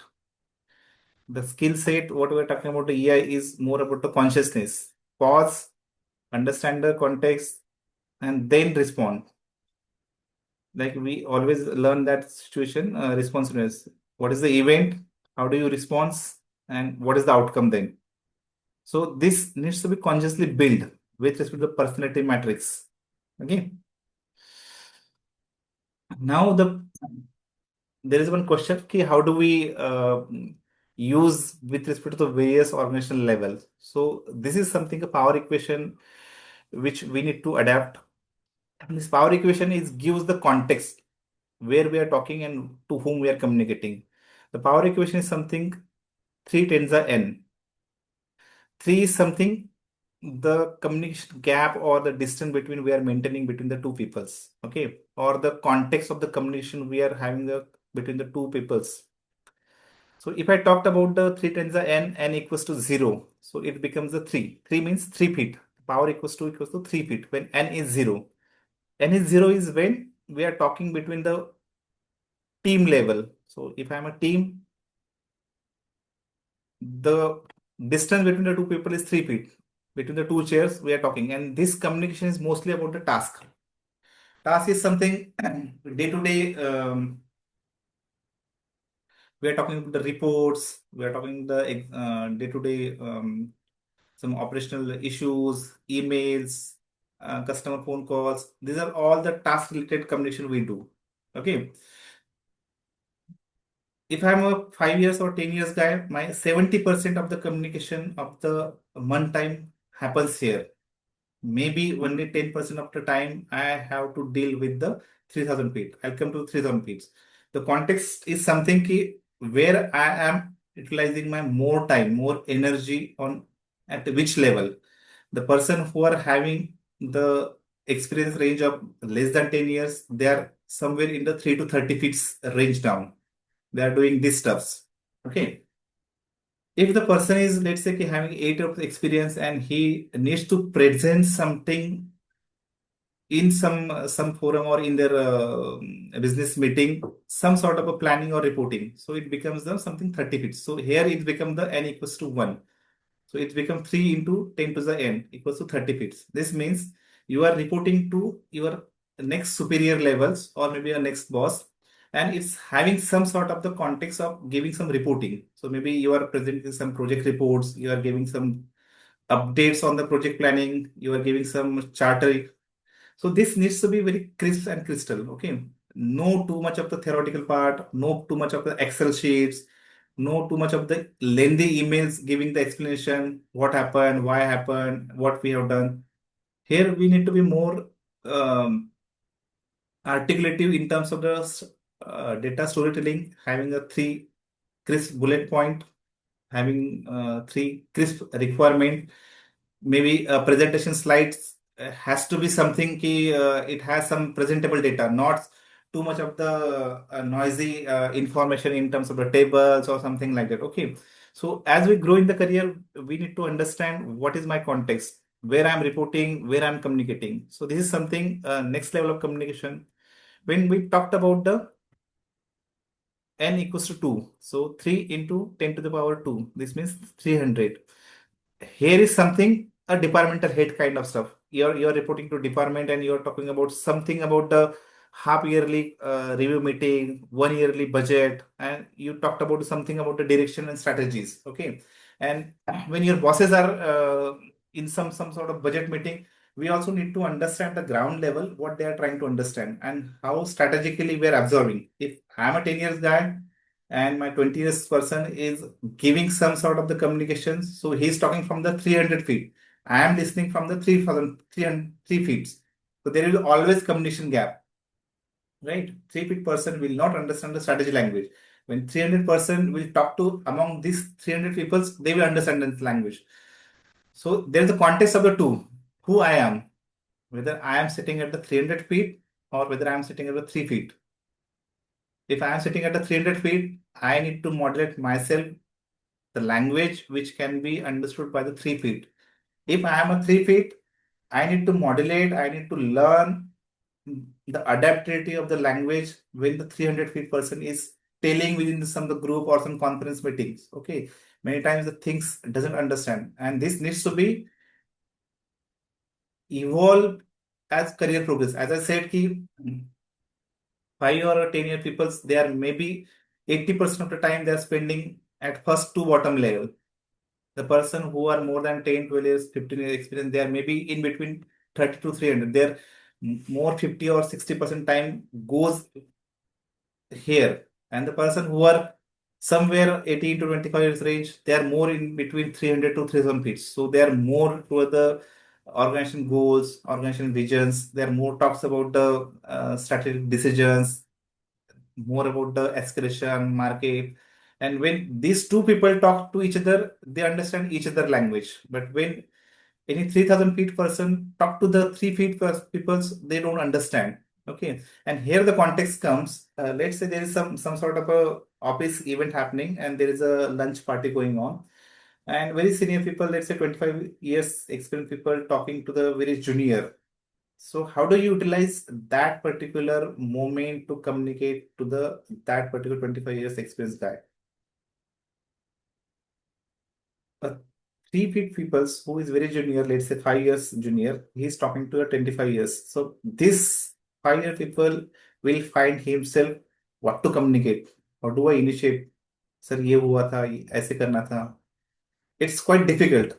If you don't understand this power equation, maybe the person will start saying कि ये project किया है, इसमें ये problem आया है, ये challenges आया है. Because this 3000 guy is not interested to understand the operational stats from you. He will more interested कि whether this guy has a potential to understand the strategic language or not, right? What kind of language he is speaking, whether he is speaking कि sir 5 project किया है, 2 खत्म हुआ है, 3 project next 2 महीने में खत्म हो जाएगा. This is only 3 bullets point. If I am speaking, if I am a 3 feet person, I will only say कि in the entire year I have handled 5 projects. 2 projects has been finished within 3 months. 3 projects are under my control, and this will be finished. What the message I'm trying to give to 3000 feet people, I'm trying to give in the confidence. I'm handling the operational task. I'm confident. I'm just giving you the updates in terms of the completion. I'm just giving you the confidence. So many 5 or 3 or 30 peoples have very less occasion to talk to these peoples. If we are talking about some organization, let's say ki 100 peoples or 200 peoples, they may not get they get the opportunity to speak to these peoples. But if there is some sort of a organizations having the 5,000 employees, 10,000 employees, so 3 feet peoples get very rarely opportunity to talk to 3,000 feet peoples. And if those opportunity comes, always understand what how to leverage it.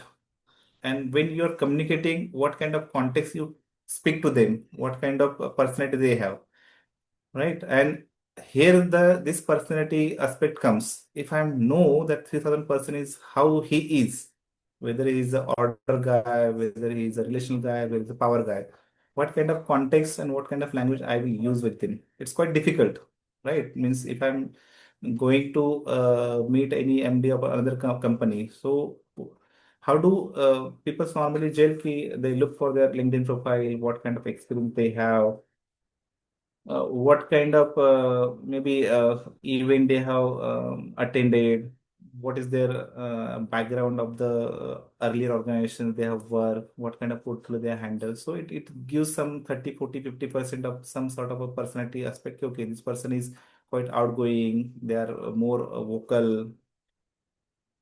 This gives some sort of their experience understanding, and then at least you can frame something, and we can model it our judgmental communication when we are meeting to this person first time.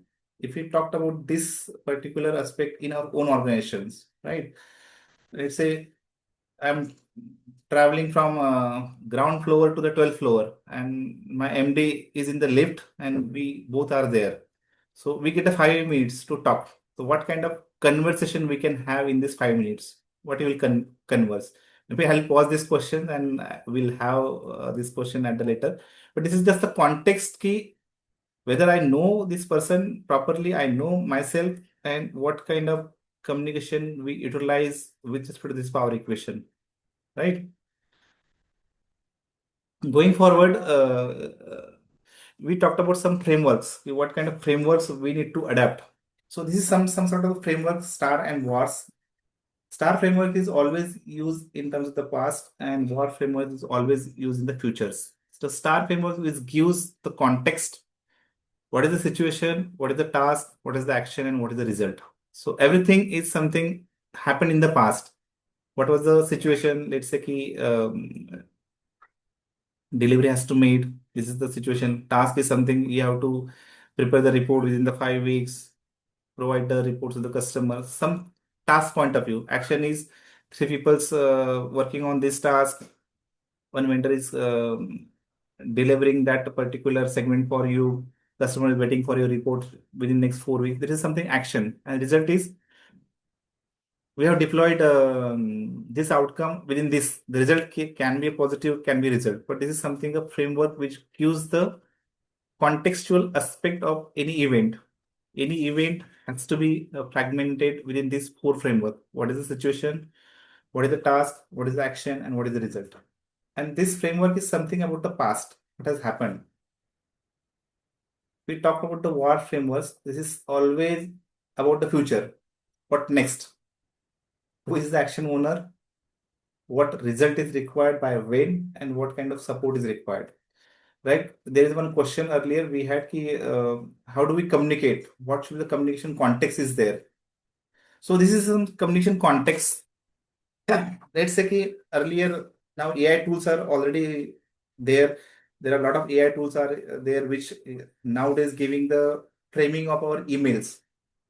But if we use this star framework, even in the framing, we'll get better output. So star framework is used, let's say, and to provide some sort of the updates to the 300 feet communication peoples. Okay, so what can be update it can have. So always try to fragment in the star.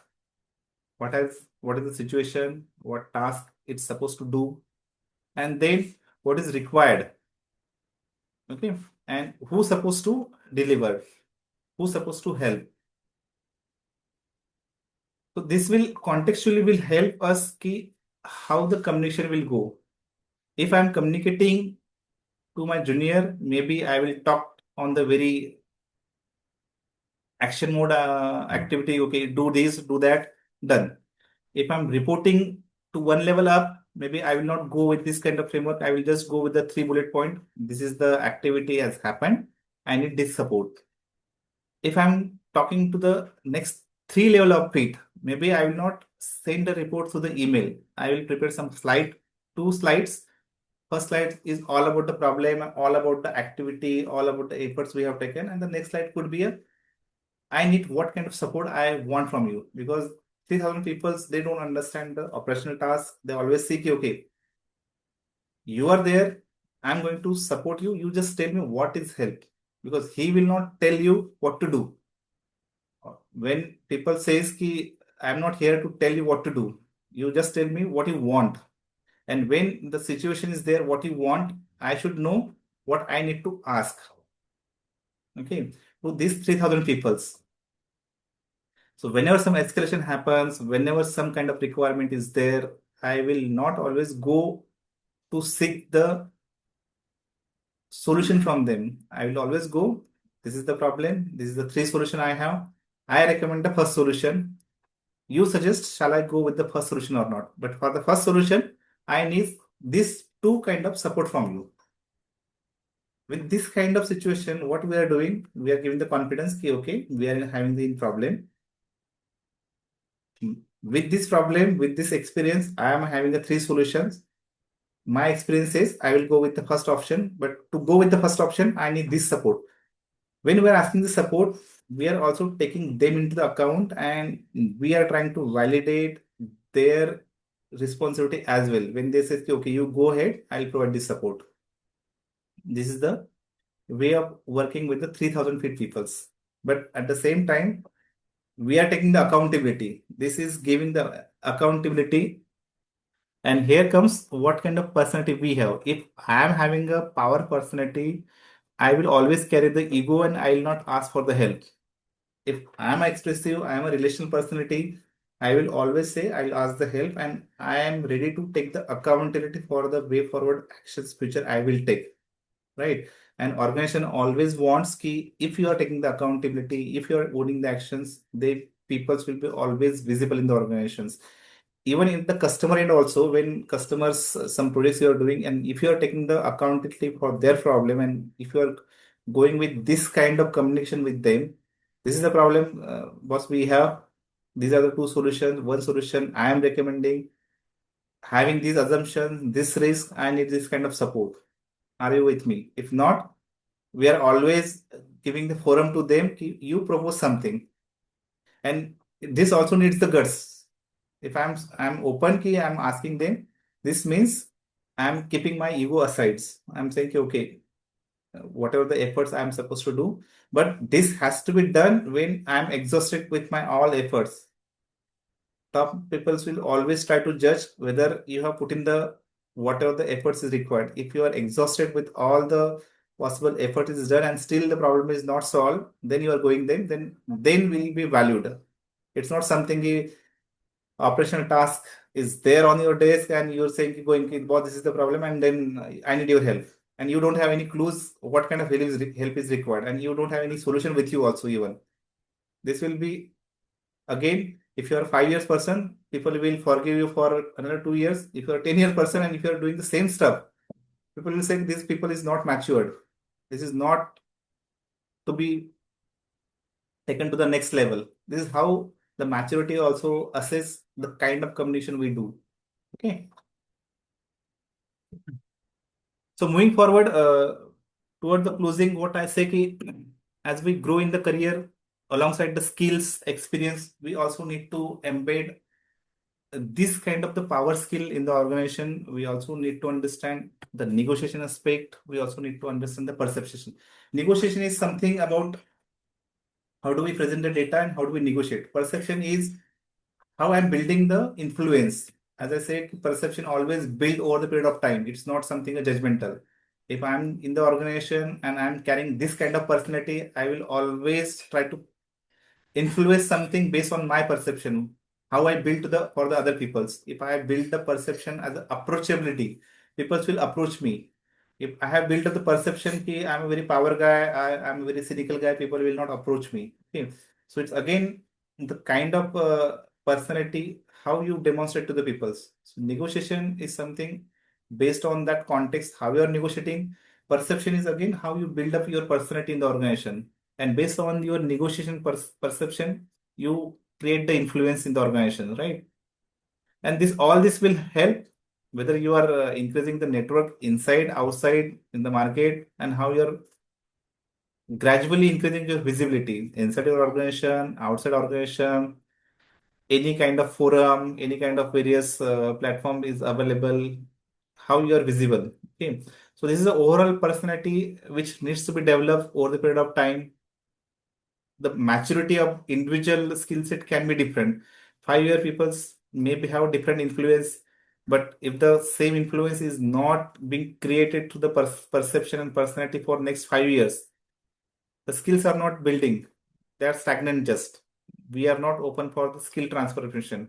If I need to do 15 years later, I need to change my industry, and then I don't know whether my domain expertise and personality matching to that requirement or not. Again, it's a question. Now we have been seeing on LinkedIn ki people are struggling, and visibility is always the concerns in the today's world. So this is something the skills point of view. And the last, I'll just tell how as we build a leadership style uh, as an executive, which are the standards consciously needs to be demonstrate or needs to be upskill ourselves.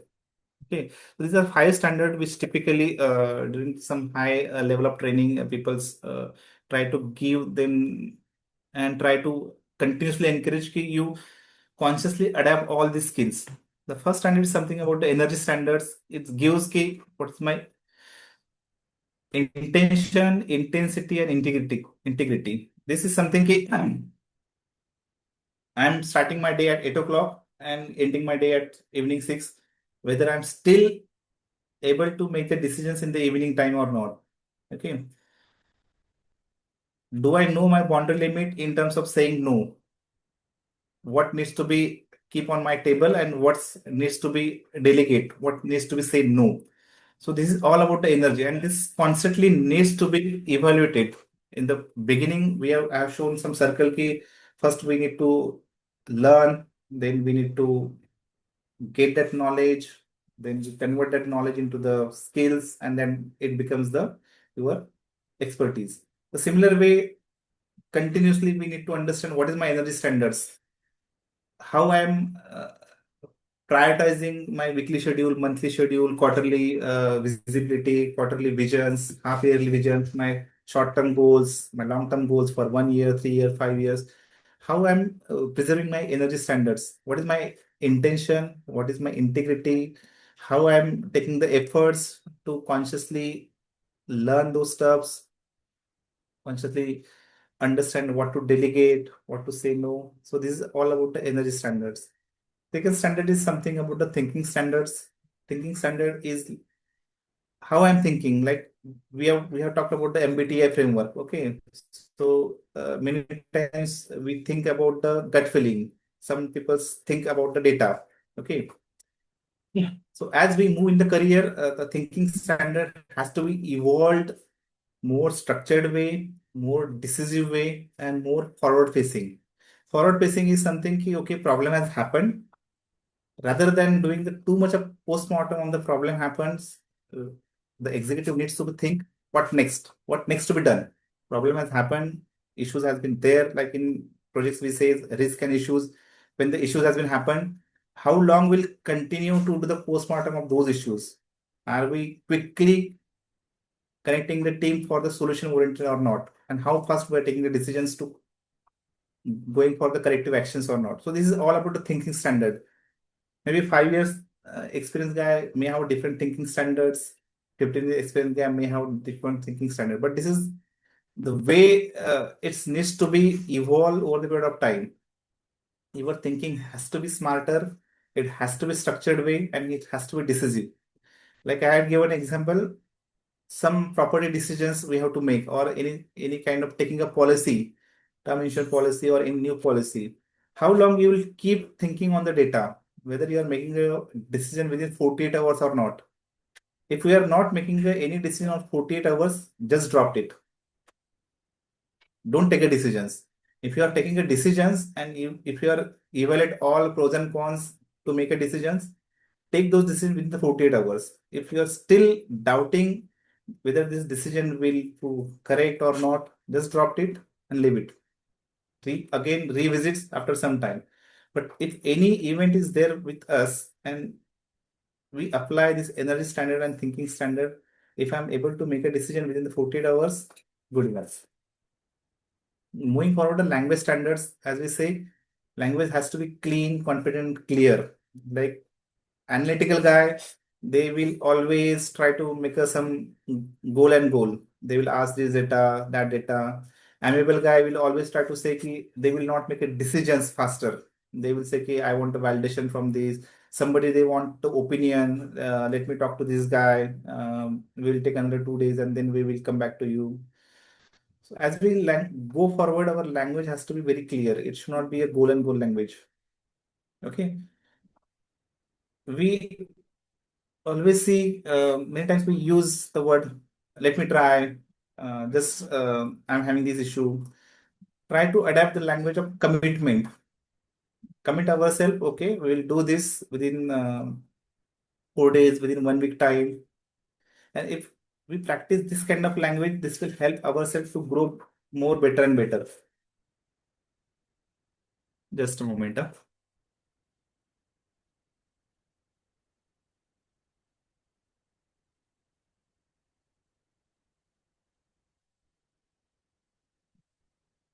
The next standard is something about the decision standards.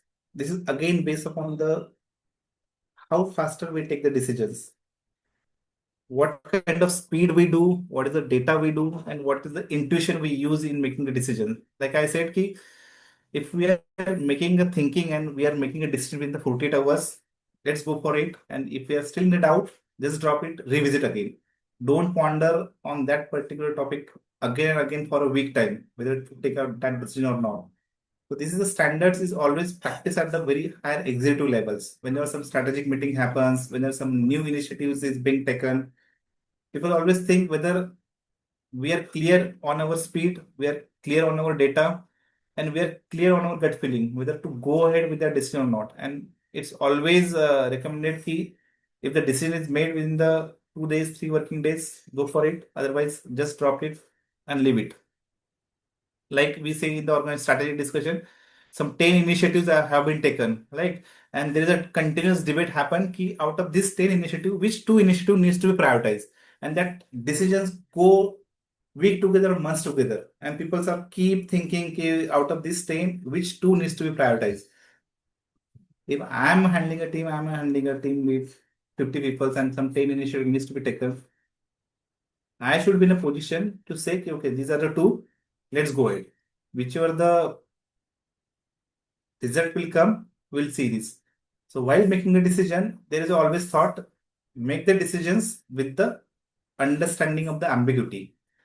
Now we always correlate two words, ambiguity and uncertainty. Uncertainty is something, this is complete dark, we don't know where to go. Ambiguity is something ki there is some maze is there, but we understand the assumptions and we know the challenges around this. It's only how do we handle that ambiguity. So when we go in the ladder in the organization, ambiguity will be always there to make a decisions. So if you are making a decisions with the ambiguity, this will always help you to make a faster decisions. And if you say that there is always uncertainty, we cannot make the decisions. This will go round and round. And the example what we are taking out of 10 initiative, which two initiative needs to prioritize, this will not finalize within 1 week time or 10 days time. This will keep going on. And the final standard is something about the influence standards, is all about the executive way key. What is my presence? What is my visibility and what is my network? Okay. So whether I'm giving some strategic time to myself to think about weekly timeline, monthly schedules, quarterly, some sort of short-term activities needs to be planned half yearly. So this will help. How do I influence my own standard way? How do I going forward in the ladder? If I need to communicate to the 3000 feet and I'm at the 30 feet. So I should have all this data on my fingertips. Okay, after 6 months, these are the numbers we are going to achieve. After 1 year, this project is going to be complete. These are the uncertainty and these are the various risks I'm having. So this data I'm aware at the time of 1 year timeline. And this is how the influence we are creating and how we are trying to build our own visibility with respect to data, with respect to our own presence, right? So these are various kind of standards. As a summary, I say ki the last slide is something about the skill set. based upon our personality, based upon the requirement as we grow in the career. And this is the some five standards which needs to be practiced as we go in the career. And this has to be consciously. Means, let's say today's session we are learning, we have taken some snapshot, we have taken some notes, and again after 1 week time we'll lose everything. We'll not practice. Okay. To memorize these five standards, there is a bottom. I'm saying the mnemonics. I started with the session with the mnemonics, and I'm ending the session with this mnemonics. This is something energy thinker, leverage, decisions, and influence. So if I memorize these five standards, how I'm memorizing? I'm memorizing with these final words. Energy thinker, leverage, decisions, and influence. So I will always remind myself that these five are the top standards I have to keep carrying in my personality. Energy, think, then language, what language I should use, how faster I'm making the decisions, and what kind of influence I'm creating through my personality. So with this final slide, I'm stopping here. So I'm opening the session for the Q&A. I hope the second part you enjoyed. This second part is more about the corporate kind of stuff and more about the leadership style. Yes, it was a very high level information. So as of now, I can see there are no questions in chat box. So I will share my last question from my end, which I discussed Maybe with Shika, you. I'll stop you this if half an hour, if no questions, if either people may not comprehend the second part of the movie. First part of the movie might be quite interesting. Second part of the movie might go on tangential. So maybe we can ask Yeah, some so feedback. yeah, I can request all the attendees, all the 93 attendees as of now to please post their questions in the chat box. And meanwhile, I will ask my question, which is from my end. So meanwhile, the attendees can post their questions for the second half presentation, and then we can take that after that one by one. So, Mangesh, can I share my Yes, question? yes, good. So, since I am to operations of inspection services, we are using subcon inspectors who act as external stakeholders for providing quality inspection services to the client. So, how emotional intelligence will be able to navigate through the whole inspection process? Okay, good. I guess you are a PMP. Yes. Okay, so from the project management point of view and from the QA point of view now, from the quality point of view. So when you are dealing with some any quality inspector, so the context is, let's say that quality inspector is coming for inspection of what? Inspection of the product, inspection of manufacturing setup, or inspection of any your standard processes. Like there are some inspector who does the survey of your policies, whether you are IS certified or not, or whether you are doing some sort of certification. So first we need to understand the context. The whole communication game is about the context. What is the context? And what role I am playing and what role the next person is playing. Okay. And with this emotional intelligence, let's say your question is, how do we deal with that quality person who is visiting me, right? First of all, you need to understand how many experiences you had with this person, whether you know this person based on the perception ki, okay, this the person has visited you periodically and you know him, so maybe you can take the leverage of the earlier experiences. The new person altogether coming, maybe as I said, what is your first 5 minute experience with that person, whether that person is totally analytical because he's from the quality background. So I first pursue my experience ki this is the quality guy. He would be having experience asking a question about the too many datas, right? So whether those data is available with me or not, many times like as a domain, and he's coming from the quality point of view, it's obvious ki okay, I should have all this data. But if this guy is junior, if this guy is 15 years experience or this guy is 25 experience, I'll just give an example. If let's say ki many times many customer organization comes for the inspection, but they come for the inspection not from the operational point of view. They come for the inspection just to gain their own confidence on the business partner or a vendor. So that context, what I would suggest, don't show them the operational part. What kind of application you are serving to the industry, who are the resources we have, how the product qualities are there with the various kind of application. And maybe this communication is not to the colloquial way. Maybe this communication can be a 2 or 3 slide presentation, and then you can take it forward. If there's a junior guy, maybe 5 years or 7 years, he may not understand this kind of PPT language, or he may not interested. He don't show me sales kind of PPTs or your Yes. marketing PPTs. You just show me the data. I'm happy with what you are showing on the papers. So maybe you have to more work on the producing those data, and that has to be more in the order, right? It need not to be messy.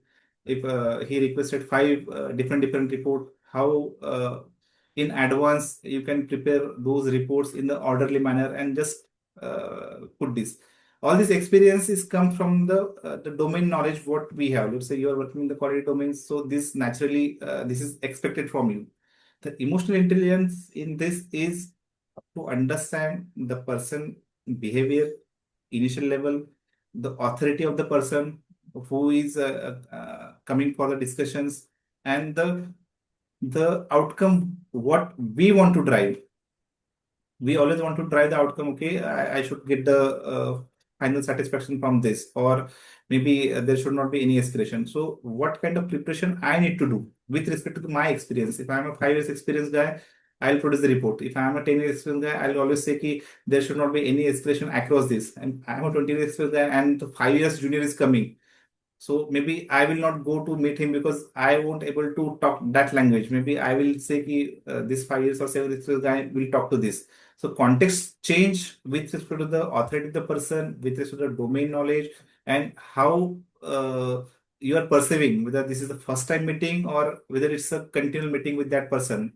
You are meeting that continuous person, then there will be always a leverage you can elaborate. But if the very high senior level person is coming to meet you and you don't have any background. So first, let's check the background, maybe through their LinkedIn profile, or maybe through their designation, what kind of designation they have, what kind of year of experience they have. So at least you get some sort of a understanding of the person to whom you are going to deal now. Yes, actually, that is what I meant, because personally, we are into inspection services, and we have to only go through very strict process of like inspection operations of, and then in between some people, like you told, people or from some other people are coming, and they are giving, though they are correct, but that is not applicable to us or the inspectors. So that is where the emotional intelligence comes into picture. So that's why I asked. So there are two more questions. One is from Anand, who is asking what exactly these 300 or 3000 people are expecting. Can you please give an example? Okay, well, good question, Anand. And see, with respect to the power equations in the this is applicable to our personal life as well as the professional life. But the context with the or corporate, let's say ki, uh, I'm having a 10 years of experience, so I'm a middle manager now. Okay, and we are talking to the company's supervisory board. So they are at the 3,000 feet, and I'm at the 30 feet now, and I need to engage with them. The context they will understand, not the context I'm interested, right? I cannot talk the language ki I am doing the project of this location, this customer having this value, I'm handling a team of these 5 people. This context will not help them. They would be more interested ki yearly I'm handling 15 projects. Out of this 10 projects we have done within the time budget constraint, and the context is always this communication always needs to be leveraged what impact you are leaving at that final conversation. Either you are seeking some help, that what help you need to ask, it has to be again crisp. Maybe you can say ki there is another geographical project is coming. I was interested. I have been in discussion with my managers, and I would request if you can have some discussions with him, or maybe I can present something along with my manager. This will help to see my potential in that aspect. Maybe some sort of. This is only giving some sort of your own willingness to see ki I'm aware in the organization what's happening. Some projects is going to come, or some new positions are going to come, and you're always eyeing on those position, and you are showing your own confidence. Ki, okay, I'm ready for that. Okay, like we have seen the example, let's say ki, elevator pitch. It's normally called in the corporate elevator pitch. If you are traveling in the lift, and your floor is 17th floor, so the travel time from the ground floor to 17th floor is a five minutes. So how fast you adapt yourself to talk to this guy? What kind of communication? Maybe they will start asking you first question, "Hi, how's your family? How's you doing?" So maybe you should have that amount of the guts to tell, okay, this is happening good, this is happening and good. And then maybe quick question ki, you should also ask, ki, okay, how's good, sir? You have been there in the conference. So what's the outcome for us? Maybe this is little bit not courageous to ask, but have a practice.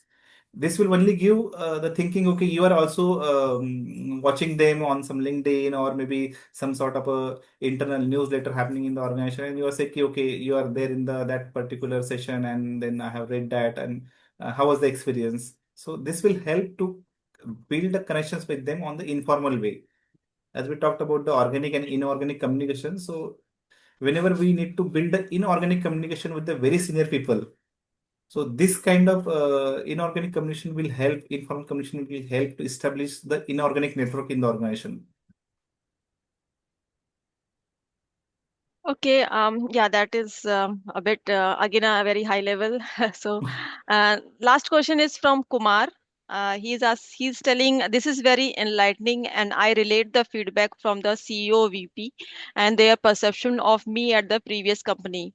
I feel fallback and want to improve, and these standards give framework to work on. Are there more tools to fasten this learning? So there are always various tools, procedures, trainers are available on the YouTube or LinkedIn or Udemy. You'll get a lot of tools. And as I said in the beginning, there is a lot of information available in the market. What need to be learned, what need to be focused is always the individual choice. And we always say, as we grow in the career, we always need to build a depth in one particular domain. So whatever the skills you are learning, try to implement those skills, try to gather the knowledge around that, try to gain the expertise in that. Having a 15 skill awareness will not make us quite a domain expert in that particular segment, right? So nowadays it's very distraction mode with respect to the social media. We keep on scrolling our Insta, keep on scrolling various LinkedIn posts, and one fine day we don't know to whom to follow.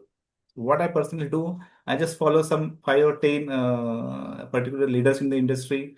I just go comment them, and whichever are not relevant, I don't follow. Means I'm just trying to say ki, this is my domain area, this is my function, and this is how I will consume the knowledge, and I'll increase the skill set around this only. I'm from the industrial automation background, having an instrumentation background. So I will not try to learn at this age various IT kind of programming function. This is no use for me. I will not try to learn anything, something about the civil, or anything, something about the out of my domain, which is not helpful for me, just for the sake of my knowledge.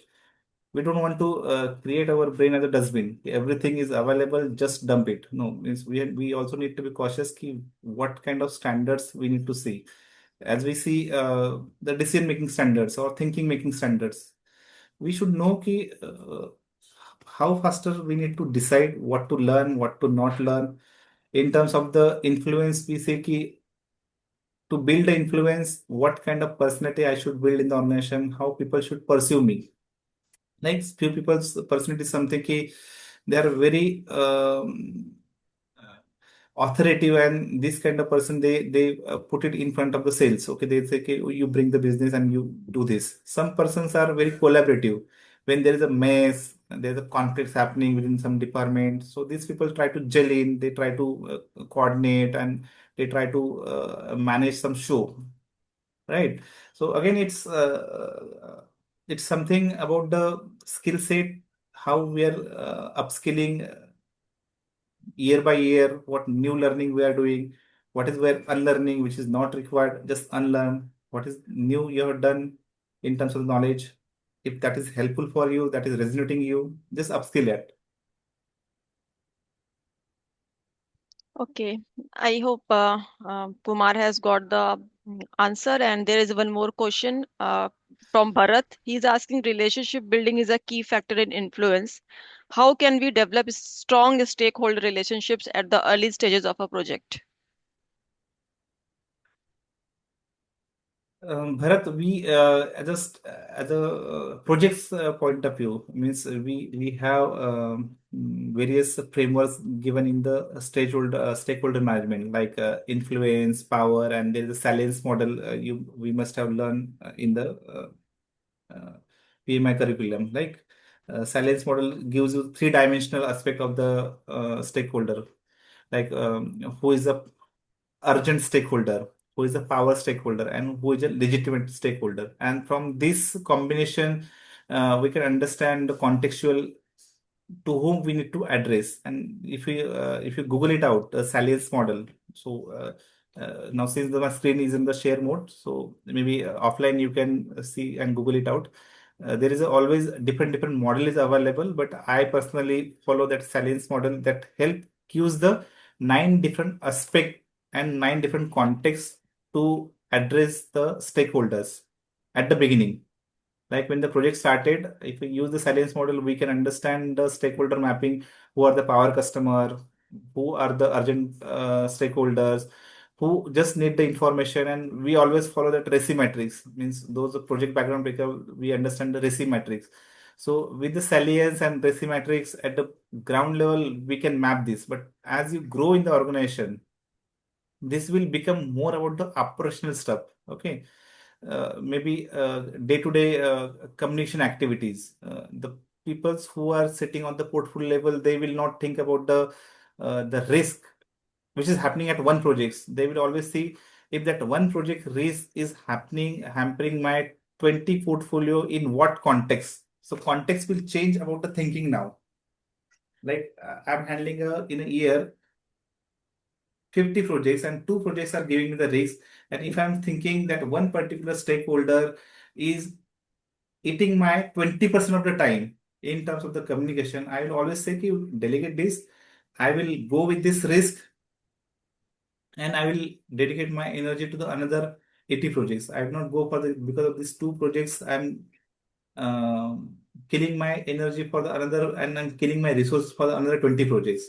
So thinking context will change. And if you are there at that within that 20 projects, and if you are thinking, okay, I will leave this, my bosses will is saying, ki, okay, this risk need not to be addressed. The perception will change about you, ki, how professional you are handling your own projects, whether you are bringing that risk or not. The decision is always to the next level power equation, ki, how they address that risk. Okay, with when you're going to the next level with the problem and solution, how your personality will be judged based upon the factor you are bringing onto the table. This is the problem, this is the risk, this is the solution, and I want the this kind of help from you. It's up to the power equation again. If I am sitting at the 3000 feet, I will look at, okay, the junior guy has come up with this problem, let's resolve this way. But if you are bringing the problem three times in a year, so it will always become visible. Okay, this guy knows the portfolio project management background, and he knows the areas of the stakeholders. This stakeholder is going to be a problem issue. At 3000 feet, I will always see how that stakeholder needs to be understand from the portfolio lenses, not from the project lenses. But for your level, from the project level point of view, it's always the project manager responsibility to understand the stakeholder from the salience and from the RECI metrics.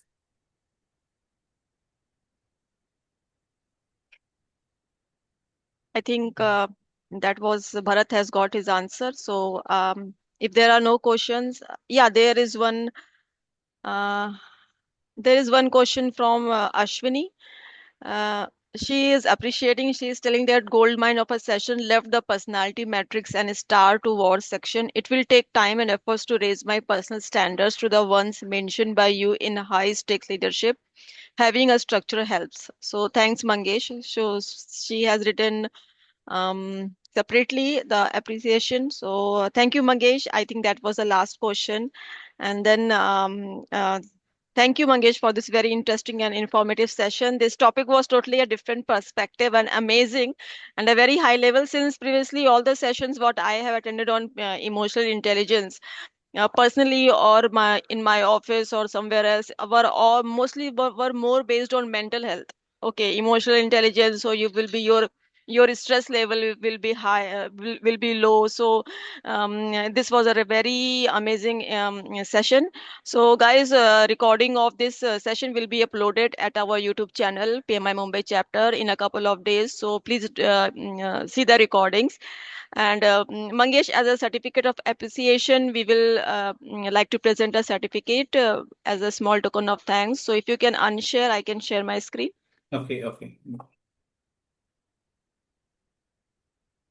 Yes.